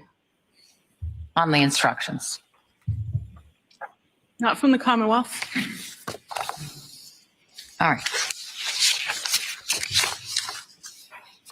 I really didn't mean to set off well, there's a word that comes to mind, but it wouldn't be judicial, so I won't use it. When I made my comments this morning about closing arguments. So let me just say, I'm always trying to stay a step ahead of you. It's not easy. And so I did start looking at this issue a couple of days ago. And I'm going to tell you what the cases I came across and sort of where my preliminary thinking is with regard to this. And maybe there isn't an issue. Maybe there is. But let me just tell you, we all know what I'm talking about, right? Yes. All right. So What was that? I'm going to give you some cites to some cases, and I'm going to tell you preliminarily where I think the line drawing is. And it's really preliminary because I looked at these like 4 days ago. Oh, Tuesday, December 9th. So I guess it was just yesterday. 2 days ago. Well, no, that's not exactly when I looked at them. I think I looked at them this week and I sent them to my law clerk on Tuesday, December 9th, or vice versa. So anyway, here are the cases that I want you to take a look at. 2019, Commonwealth versus Ahern, 96 Massap Court, 197. And that cites to Commonwealth versus Nelson, 468 Mass 1, a 2014 case from the SJC. And I also want you looking at Commonwealth versus Tavares, 27 Mass Appellate Court, 637. And in those cases, the SJC and or the appeals court is really talking about this issue of improper burden shifting and avoiding that in closing arguments. And really, it seems to me the one that's the closest to this is a combination of Ahern and Nelson. And look at those cases. I'm not going to get into a detailed description of what I think the similarities are to those cases. You're going to see it when you read those cases. But it seems to me preliminarily that while the Commonwealth should not comment that the defendant didn't testify. That would be improper. It seems to me that they could point out that there's no evidence that Anna died of any natural causes.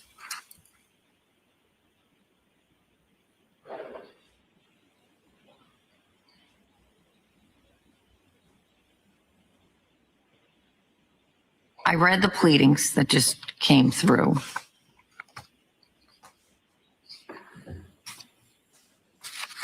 And if that is where the line is drawn, you don't have to respond to this right now. I'm not, and frankly, the pleadings that just came through, I mean literally the ones that came through before the defense filed right before I went on the bench. I'm not sure or the allegations of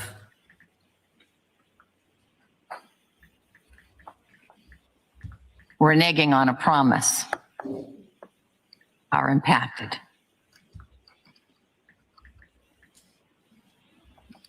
But I'll qualify that by saying I read the pleading quickly and thought to myself, well, I didn't mean to start that.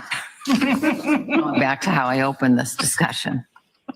So that's where I think the line is drawn by those cases. And knowing that's where I sort of am drawing the line, take a look at those cases and we'll discuss it again before the opening, before the closing arguments. Thank you, Your Honor. Just to be clear, I think and we'll read the cases, but what the court's saying is that you would think the Commonwealth could comment that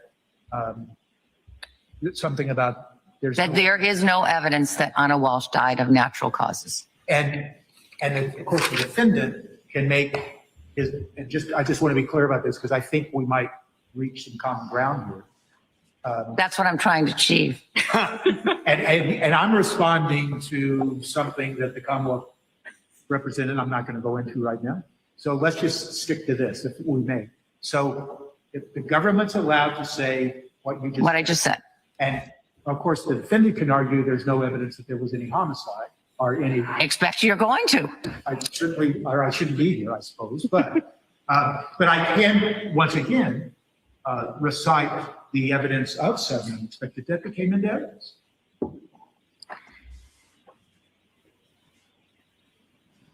That's a little complicated because there's absolutely none of that ties it to Anna Walshe. There's no testimony before this jury that ties sudden unexpected death to Anna Walshe, is there?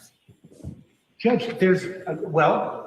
when the court asked me that, my response is the government's case is, using that phrase you like to use, defense attorneys like to use, it's built on a house of cards suggesting that a homicide occurred without any direct evidence of a homicide. And so another causation of death should be fair game to argue because it's equally consistent. And citing the Eremos and Karm, if you have two equally inconsistent propositions, neither have been proved by reasonable doubt. That there is no direct evidence of a homicide. And building on that, we've always said there's no direct evidence that anything that came into evidence, the acts of disposal, the acts of the use of tools, occurred after the death of Ms. Walshe. So why is it that the Commonwealth is allowed to ask the jury to speculate based on their circumstantial evidence? And I shouldn't use the word speculate. Reach some conclusion based on nothing more than circumstantial when there's no direct evidence of a homicide. And we can't, is it They can met out their burden with that circumstance. The law is clear there. They can met out their burden purely with circumstantial evidence. They can. And their circumstantial evidence with regard to the death, again, are those breadcrumbs and what they're going to argue those breadcrumbs mean from the searches to the evidence retrieved from the bags and other, the other distinctions in the evidence. All of which, Judge, as we've always argued and we will continue to argue, came after any death. And so the issue is, what is the manner of death? And we now have evidence that from their own medical examiner, that death can occur suddenly, unexpectedly, without injury. And it's up for the jury to decide if they can. What evidence do they have as to manner of death when the real possibility, if not probability, is sudden unexpected death due to natural causes, as Dr. Atkinson testified to. And it's equally inconsistent with a homicide. All we're saying is they don't have any direct evidence of homicide. So why do they get to argue it based on their circumstantial evidence when their circumstantial evidence really might only speak to conduct post-death where the death was not a homicide? But there's evidence in the record before this jury that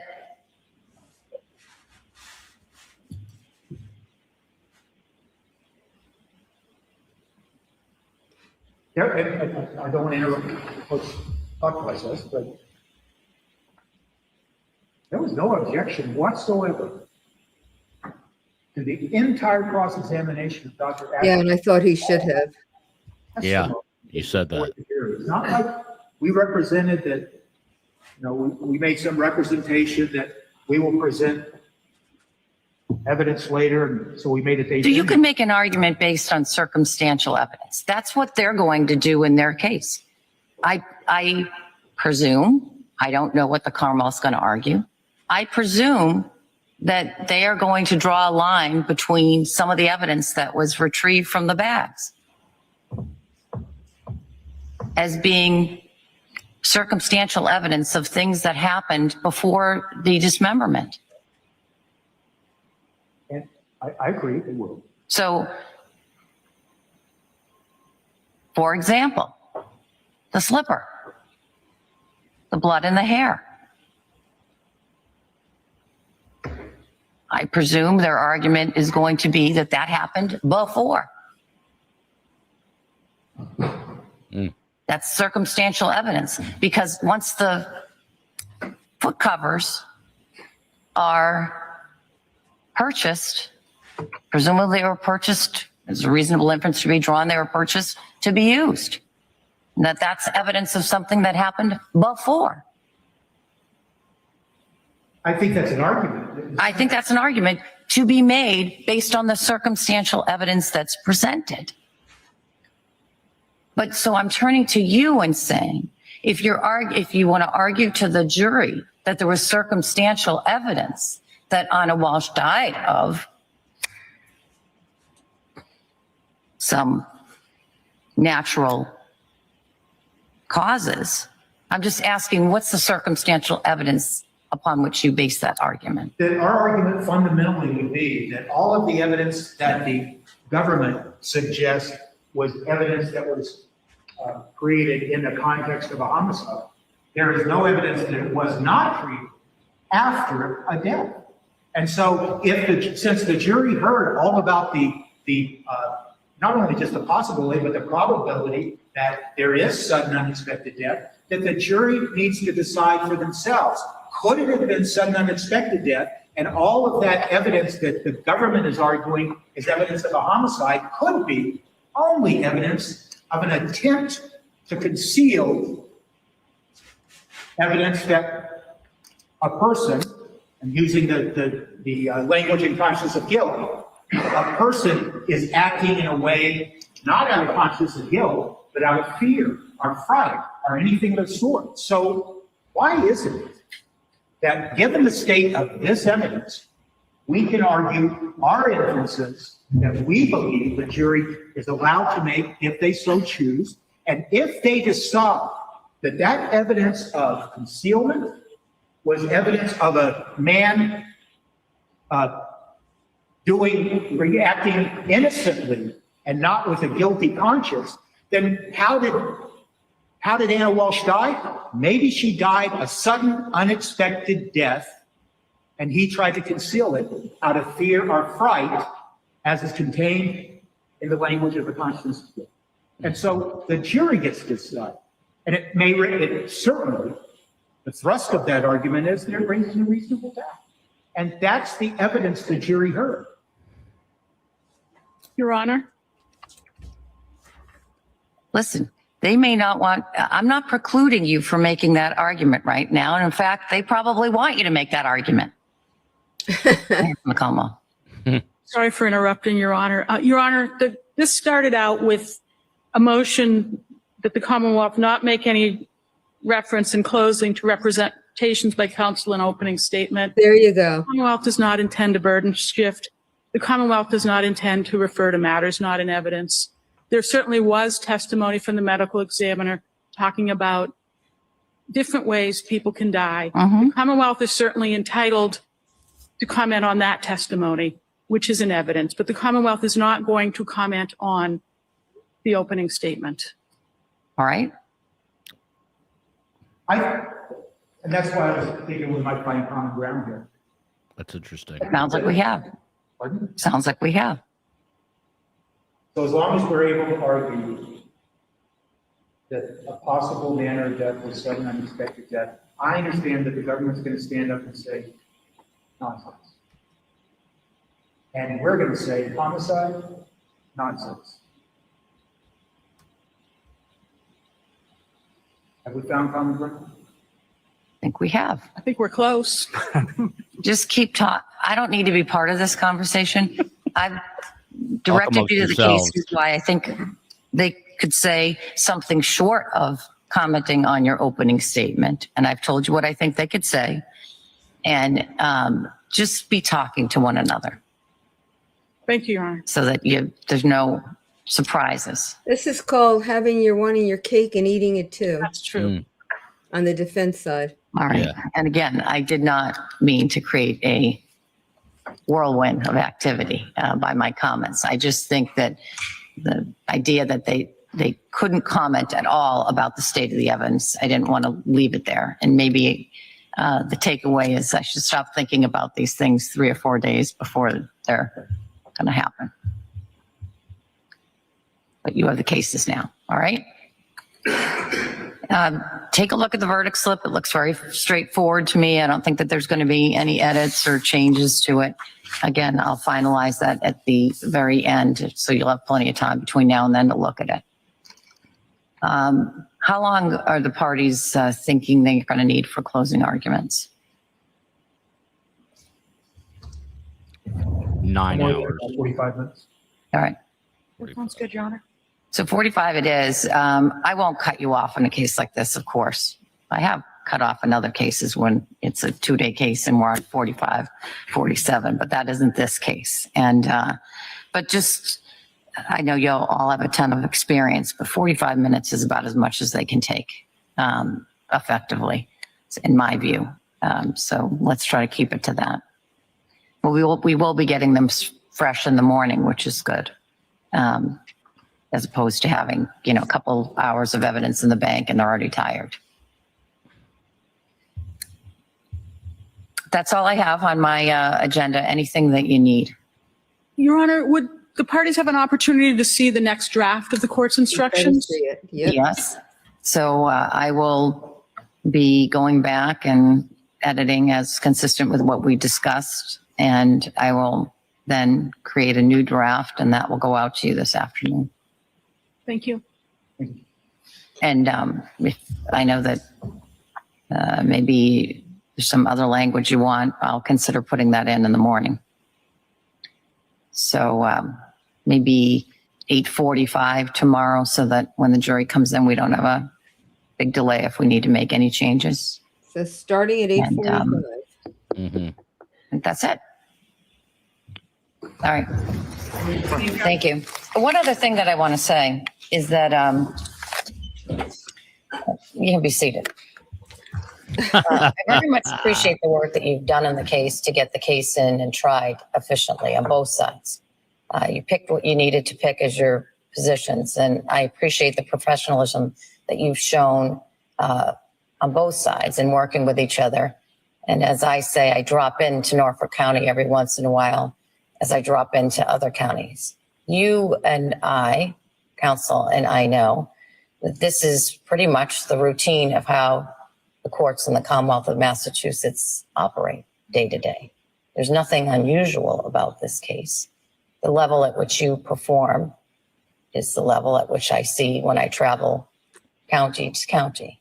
And I appreciate the work that you've done on this case and will continue to do on this case. Thank you. Thank you. All rise.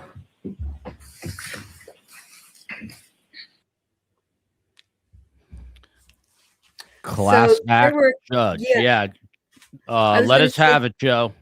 Yeah, there were a couple of comments in the chat that are really, they're sort of, I would call them almost housekeeping, but I thought I'd refer to them. One of them was that I had said that I thought the judge was really on task and worked quickly and efficiently, but I said here that they were going too fast. And what I really was saying is drafting on the fly is a bad idea, because you don't get a chance to back up and reflect and see what the language is and how the language fits in with everything else. Here it would be the instruction. And drafting by a committee is even harder.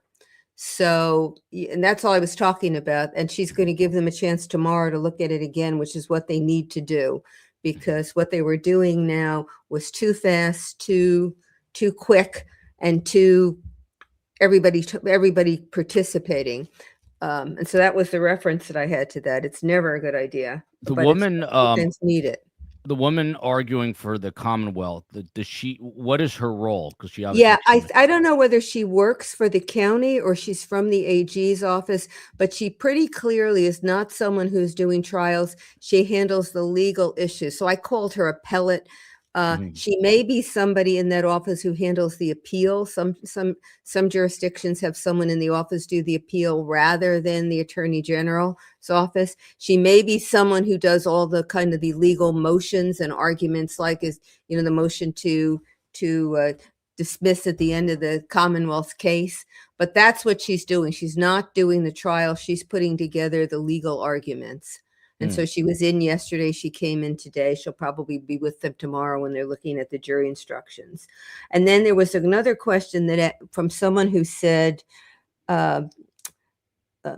she had never seen, or he had never seen, this conversation about the language of the jury instructions. It is always done, because the jury instructions are a really fertile ground for a defendant to make an appeal and to prevail, because if the instruction given to the jury is wrong, then the decision by the jury is always suspect. Now, sometimes it's not a material error, and it won't result in a reversal, but this is fertile ground for getting a reversal on appeal. So what is always done is there is a conversation between defense and prosecution in front of the judge with regard to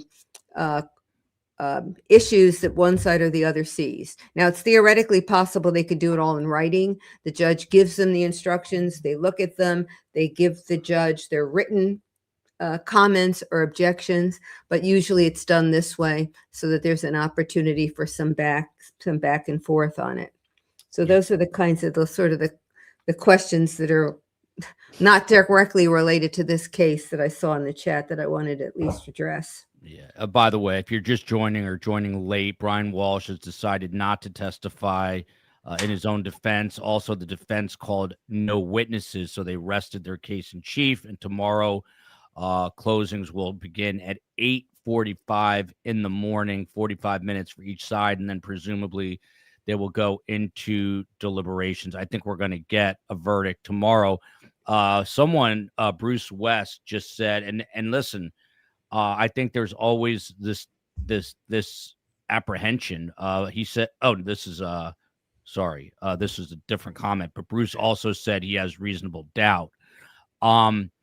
what they were arguing, I had a thought, Joe. The more you kind of despise a criminal defense attorney, it might be an indicator that they're actually doing a good job, because what he was doing, Tipton, was essentially saying, if they can argue homicide, why can't we argue sudden death? And that's where the judge was saying, well, look, with the homicide, there's all these factors that came in, circumstantial evidence, but no one spoke specifically to sudden death as being evidence of how she left this world.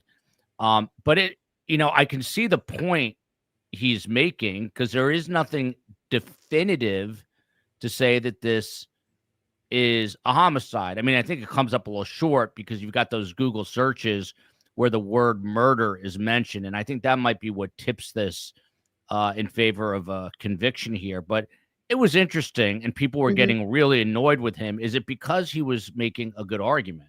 Well, yeah. I found it a little annoying because we start out, I think, being unfair to the prosecutor because of what he did in opening, which introduced things that are not in evidence that the jury heard. And then he tries to get in he asks that medical examiner some questions about sudden unexpected death, certainly. But what he now wants to do, and I said this is like having your cake and eating it too, he now wants to be able to argue sudden unexpected death, even though he didn't put on any evidence with regard to sudden unexpected death. That's what he's trying to do. Didn't put on a case. He didn't put in any evidence on it. He didn't have the defendant on the stand who would have then connected and given him a hook for making his argument. So he then says, well, it's in because of what the prosecutor did, and the prosecutor is going to argue that these things mean murder. We should be able to argue it means sudden unexpected death. And I think that's a bridge too far. And if the prosecutor hadn't sort of agreed, I think the judge would have stood her ground on this, and he would not have been able to argue it. I think where they're going to come out, I think if I read it correctly, that the prosecutor is willing to say you can argue that there is not enough evidence to show that it was homicide, without particularizing and saying you can look at what happened and it's sudden unexpected death, because that's the piece that they didn't put in evidence, and it's not tied. And that's what the judge said. There may be this syndrome, sure. There's also appendicitis. There's also dying of cancer, but there's nothing that ties that to Anna Walsh or what Brian Walsh did. And that's why I think if the prosecutor had stayed and argued it, the judge would have come out on their side. So I think where it's going to come out is that the defense can say there isn't enough to show homicide. We don't know what happened. Even maybe it could be this, it could be that, but I don't know that we'll have to see whether the prosecutor is willing to agree that he can say it was sudden unexpected death. Yeah. By the way, as everyone destroys me in the chat, I'm not, the argument I was making is not that he is correct, that Tipton is correct in the argument he's making. I'm just saying he was making a valiant effort in arguing his point, which I think was aggravating everyone, including me. But I think it's, he was advocating strongly for his client. Yeah, and if you were on trial for something, you'd want your lawyer to do that for you. So yeah, he was doing his job. I just found it annoying because they didn't put in the evidence. He gave it to the jury in opening. They should never have heard it to begin with. And now he wants to use it, even though there's no evidence from their side or from Brian Walsh that he saw her dead in the bed. He still wants to use it, and that annoys me. Yeah, but, and look, I mean, they're going to look at the evidence. I mean, they're going to look at the materials, the devices, the hacksaw, the hatchet, the wire cutters. They're going to look at those Google searches that Brian himself uses the word murder. And I've said this a lot of times. I think that this verdict is going to come back really quickly, but you also have to account for one or two jurors being like Bruce West, saying that he still has reasonable doubt, specifically as it pertains to this premeditation and this first-degree murder charge. I don't think that any of these jurors are gonna doubt or have questions that she was killed. I think they might, if there are any questions, revolve around the fact that it was premeditated, hence first degree murder. That's the point I think I'm making, if that makes sense. From Annie K, I'll take the professor's silence as move it along, like the judge. By the way, I love when the judge just stared at Tipton again. All men can relate. Joe, could the prosecution object to that during closings? I guess, can they object on the fly to certain things once this is, Well, a done deal? If the defense closing is improper, certainly the prosecutor can object. It is not common for either side to make an objection to the closing of the other. But there's nothing impermissible about it if you think the closing is going beyond inferences from evidence, or it's doing something else that is not permitted under the rules or under the law. Elizabeth Kim, Joe, is the now very important for the appeal, and or why would this word be so important? I think she's referring to my comment in the instruction. Now there's only murder one before the jury, or the way it went. I just think it's not there's no reason to have it, and it does suggest that maybe there were other charges that are not there. And so I think they could have just pulled out the now, and it would have been just as accurate. But I get to be very picky about language when it comes to things that are legal in nature. And, I think you have to be really careful and really look closely. And I think from what I could tell, because we didn't have the draft in front of us, each side did a pretty good job of doing that. Yeah. Yvonne Clark here, and this is a great point. If Tipton wanted to use sudden unexpected death, or SUD, he should have at least put up an expert to testify to that as evidence. Why didn't he get an expert up there to say it's plausible?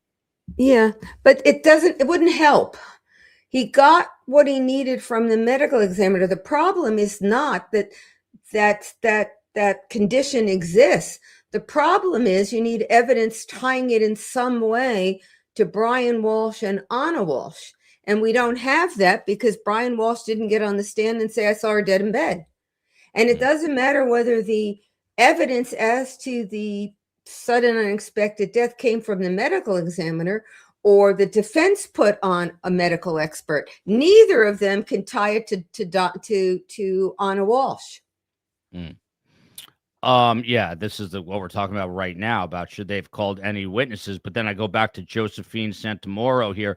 What about this, Joe? The jury is going to be extremely mad about not knowing about his pleas, I guess, after the fact. Will they be? I don't know. I mean, a lot of things are kept from a jury because they're not relevant to the charges in the particular case. And for those of you who think he is guilty of premeditated murder, it is the prosecutor that made the argument that the jury should not have known about those pleas. Here we go. Not to pick on Bruce West, he's just making kind of a contrarian point. And look at him. My family has experienced sudden death events. I'm sorry to hear that, Bruce. So you got that. And then there was another comment. I'm just looking for But I want to respond to that. The issue is not whether somebody could die of sudden death and, look like they had no medical condition before. The issue is whether without Brian Walshe even testifying to it, it's really an issue in this case. And whether it undermines premeditated murder. Yeah, and then you see Yvette. This is interesting because Yvette and Bruce could be jurors, and she says the sudden death thing is bogus. In my opinion, he had motive. So there's going to be, I think, a Bruce West on this panel of jurors, and he's going to say that in the deliberations room. He's going to say, I had a family member who just up and died. Right. And Yvette's going to say, yeah, I'm sorry that happened to you, and I'm sure you did. But did you or your family members after that? Did you go and cut her up and And use throw a her in the hacksaw? And trash you're right, and that's going to be the follow up question, and that's and talk about murder and have correct. a motive to kill her. Yeah. Correct. And all that is going to come together. And I think, look, jurors are smart. Massachusetts jurors are particularly smart, I think. I think they're right here. I was just going to say this. This is weird. Julia Nielsen, another person I don't shout out enough who's here all the time. The jury will get it right. Here's a poll. Are you surprised by Brian Walshe will not be testifying? No, didn't think he would testify, 50%. Yes, thought Brian Walshe would take the stand, 50%. COE, how come one of them are circled if they're both 50%? That's prejudicial and misleading. I'd like to strike that from the record. That's how I'm going to talk from now on. I'm going to talk like an attorney. And I would say that absent Tipton in opening saying he's going to testify and here's what he was going to say, I would certainly have been among the group that would say, no, he's not going to testify, because defendants don't typically testify, and his getting on the stand would have been particularly risky because of all the crazy behaviors that he couldn't have explained. And now I'm confused. Is the art fraud going to come in, Joe? It's coming in under...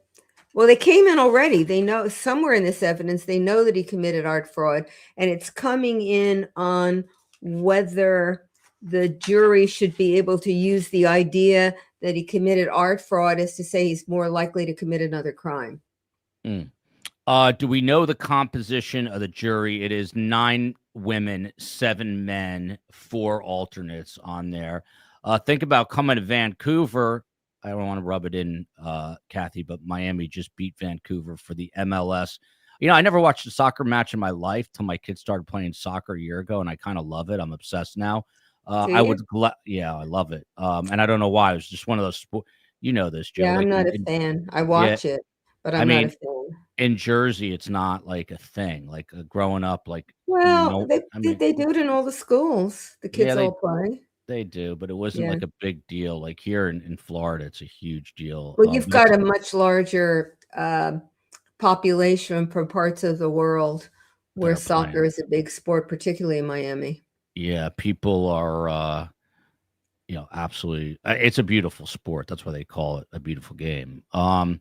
So here, I'm just looking for, I agree with Prof. Joe here. Back to Elizabeth Kim. Thank you for these super chats. I do agree with Prof. Joe. Every piece of language is important. Details matters. Even in my profession, I'm a bit of a whatever about it. But what's your profession, Elizabeth Kim? I'm curious. Don't tell me you're like a magazine editor, because then of course it would matter. But I'm curious. Now that you brought it up, I'm surprised, but I thought it was a terrible idea. If he did take the stand, it would have been an absolutely horrible idea, I think, for him. But it would have been interesting for us, selfishly, of course. And Joe started it off saying me, and that's how I feel. I wanted to hear him testify. I'm just. What do you think, Joe? If you had to guess, and we'll wrap in a minute or two, do you think it was his decision, or do you think that Tipton? Do you think he went to Tipton and said, "I don't want to testify," or do you think Tipton went to him and said it's not a good idea, and he's like, you know what, it's probably not a good idea? I think Tipton probably initiated the conversation about it. I'm sure they did it before, and now that the evidence is in, I think probably the defense lawyers went back to him and said, we said this to you before. Now you've heard the evidence. Let's run through the kinds of questions you're going to get. We do not advise you to take the stand. And it was good advice. It's just that opening shouldn't have occurred the way it did. Yeah. Quick program reminder. I think we're going to come back tonight. It's a weird time of year with the holidays coming right up, and we are kind of short notice. Headed to Tim Jansen's daughter's wedding. By the way, someone floated the idea, and I sent it to the COE. There is a registry if anyone is interested in, you know, Tim's such a great guy, and he's been here for us all along. So this, you can email the COE, survivingthesurvivor@gmail.com. If there's a registry out there, if anyone's interested in getting Tim's daughter a wedding gift for whatever reason, you're free to do so, and the COE can direct you that way. But because of the wedding, the COE and I are going to be out of pocket literally at that time, starting at like 8:30 in the morning, pretty much into the afternoon. If they're still deliberating, I'll try to hop on a laptop, but Joe has graciously offered to be here at 8:45 a.m. and kind of run the show. And obviously you are in great hands with Joe, and she's got her own channel that will be simulcasting it on. Prof. Joe Explains. Are you going to do a wrap today, Joe, at 5? Yes.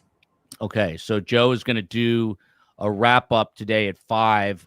I think we're going to come back at 7 and follow up Donna Adelson and the fact that she is now in Homestead. Steve Cohen has lined up 3 other former inmates to kind of dig a little deeper into that, because it sounds like she is in for a world of hurt there, literally and figuratively. One of the former inmates said she is going to be greeted, even at 75 years old, with a beating at Homestead. And, you know, I don't wish that on anyone. All I can say is good luck to her. Beating, beating? Yeah, like a physical beating, because they don't think she's going to be able to control herself.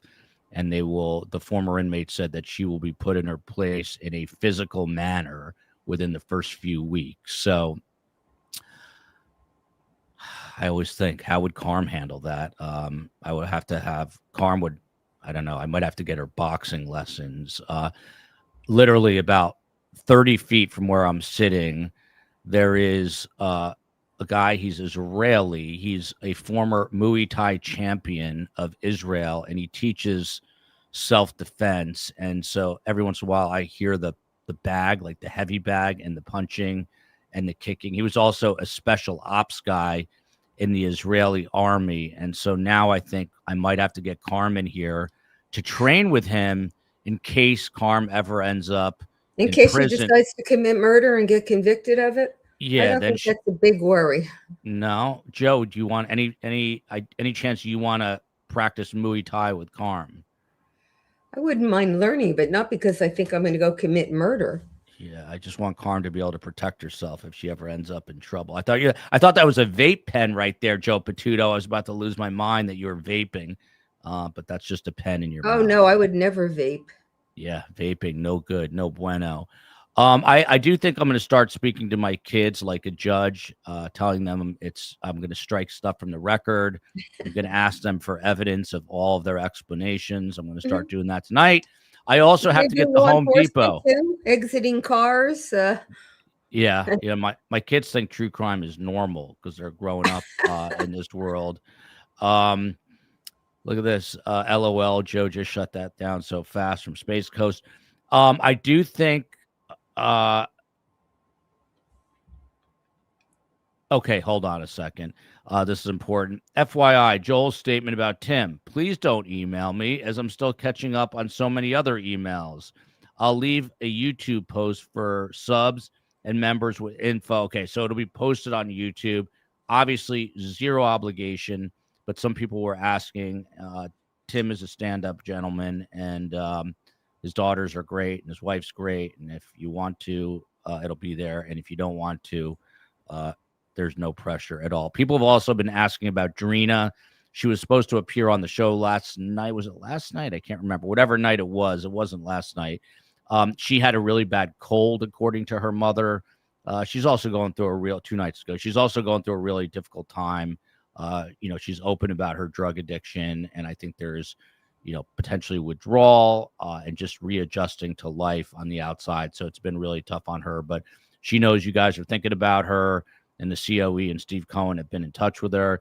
And Joe Patuto, as always, I will let you have the last word here. At the end of the day tomorrow, if they go and deliberate, does it come back? Do they come back with a guilty verdict? Your final thoughts here. I still think they will. And I think at the very worst, they may end up with a hung jury, but I still think that when they hear the jury instruction and they actually take a look at the evidence, that they will convict. But I will add, in part, it's going to depend on how well the prosecutor ties everything up and points to the evidence on which this jury can say, yeah, it was premeditated. That is the final word from Professor/Judge Joe Patuto. Well, not the final word. Hopefully, I hope that I continue to talk. For Yeah, at least. what's going on with your cap and gown? Is there now something on top of the cap there? Yeah, there's a Christmas baseball cap on there. Oh, I love it. I love it. It's growing in stature. Everyone, Joe will be here at 8:45 a.m. for closings tomorrow, 45 minutes for each side, then deliberations. And tonight, 5 o'clock, Prop Joe Explains. 7 o'clock, we will likely be here. Please check show times out for us on Instagram at Surviving the Survivor, Instagram at Surviving the Survivor, on X, the cesspool. It is at Podcast STS. And I think someone hacked into my Facebook page for Surviving the Survivor. I can't figure out how to get in right now. I'll have to show the COE. And she's also the head of our IT department. On that note, love you, America. Huge thanks to Joe Patuto. Karm is shadow boxing as we speak. I'm getting my Tyvek suit and booties to go into Home Depot with a snorkel to see what the reaction is. We'll let you know. I'm going to do that next week, and we'll let you know what happens. I'm sure the COE is going to be eager to film that. We'll be very excited to know I'm doing that. All right, everybody, have a great night. We'll see you 5 for Joe, 7 for me, and tomorrow 8:45 for closings.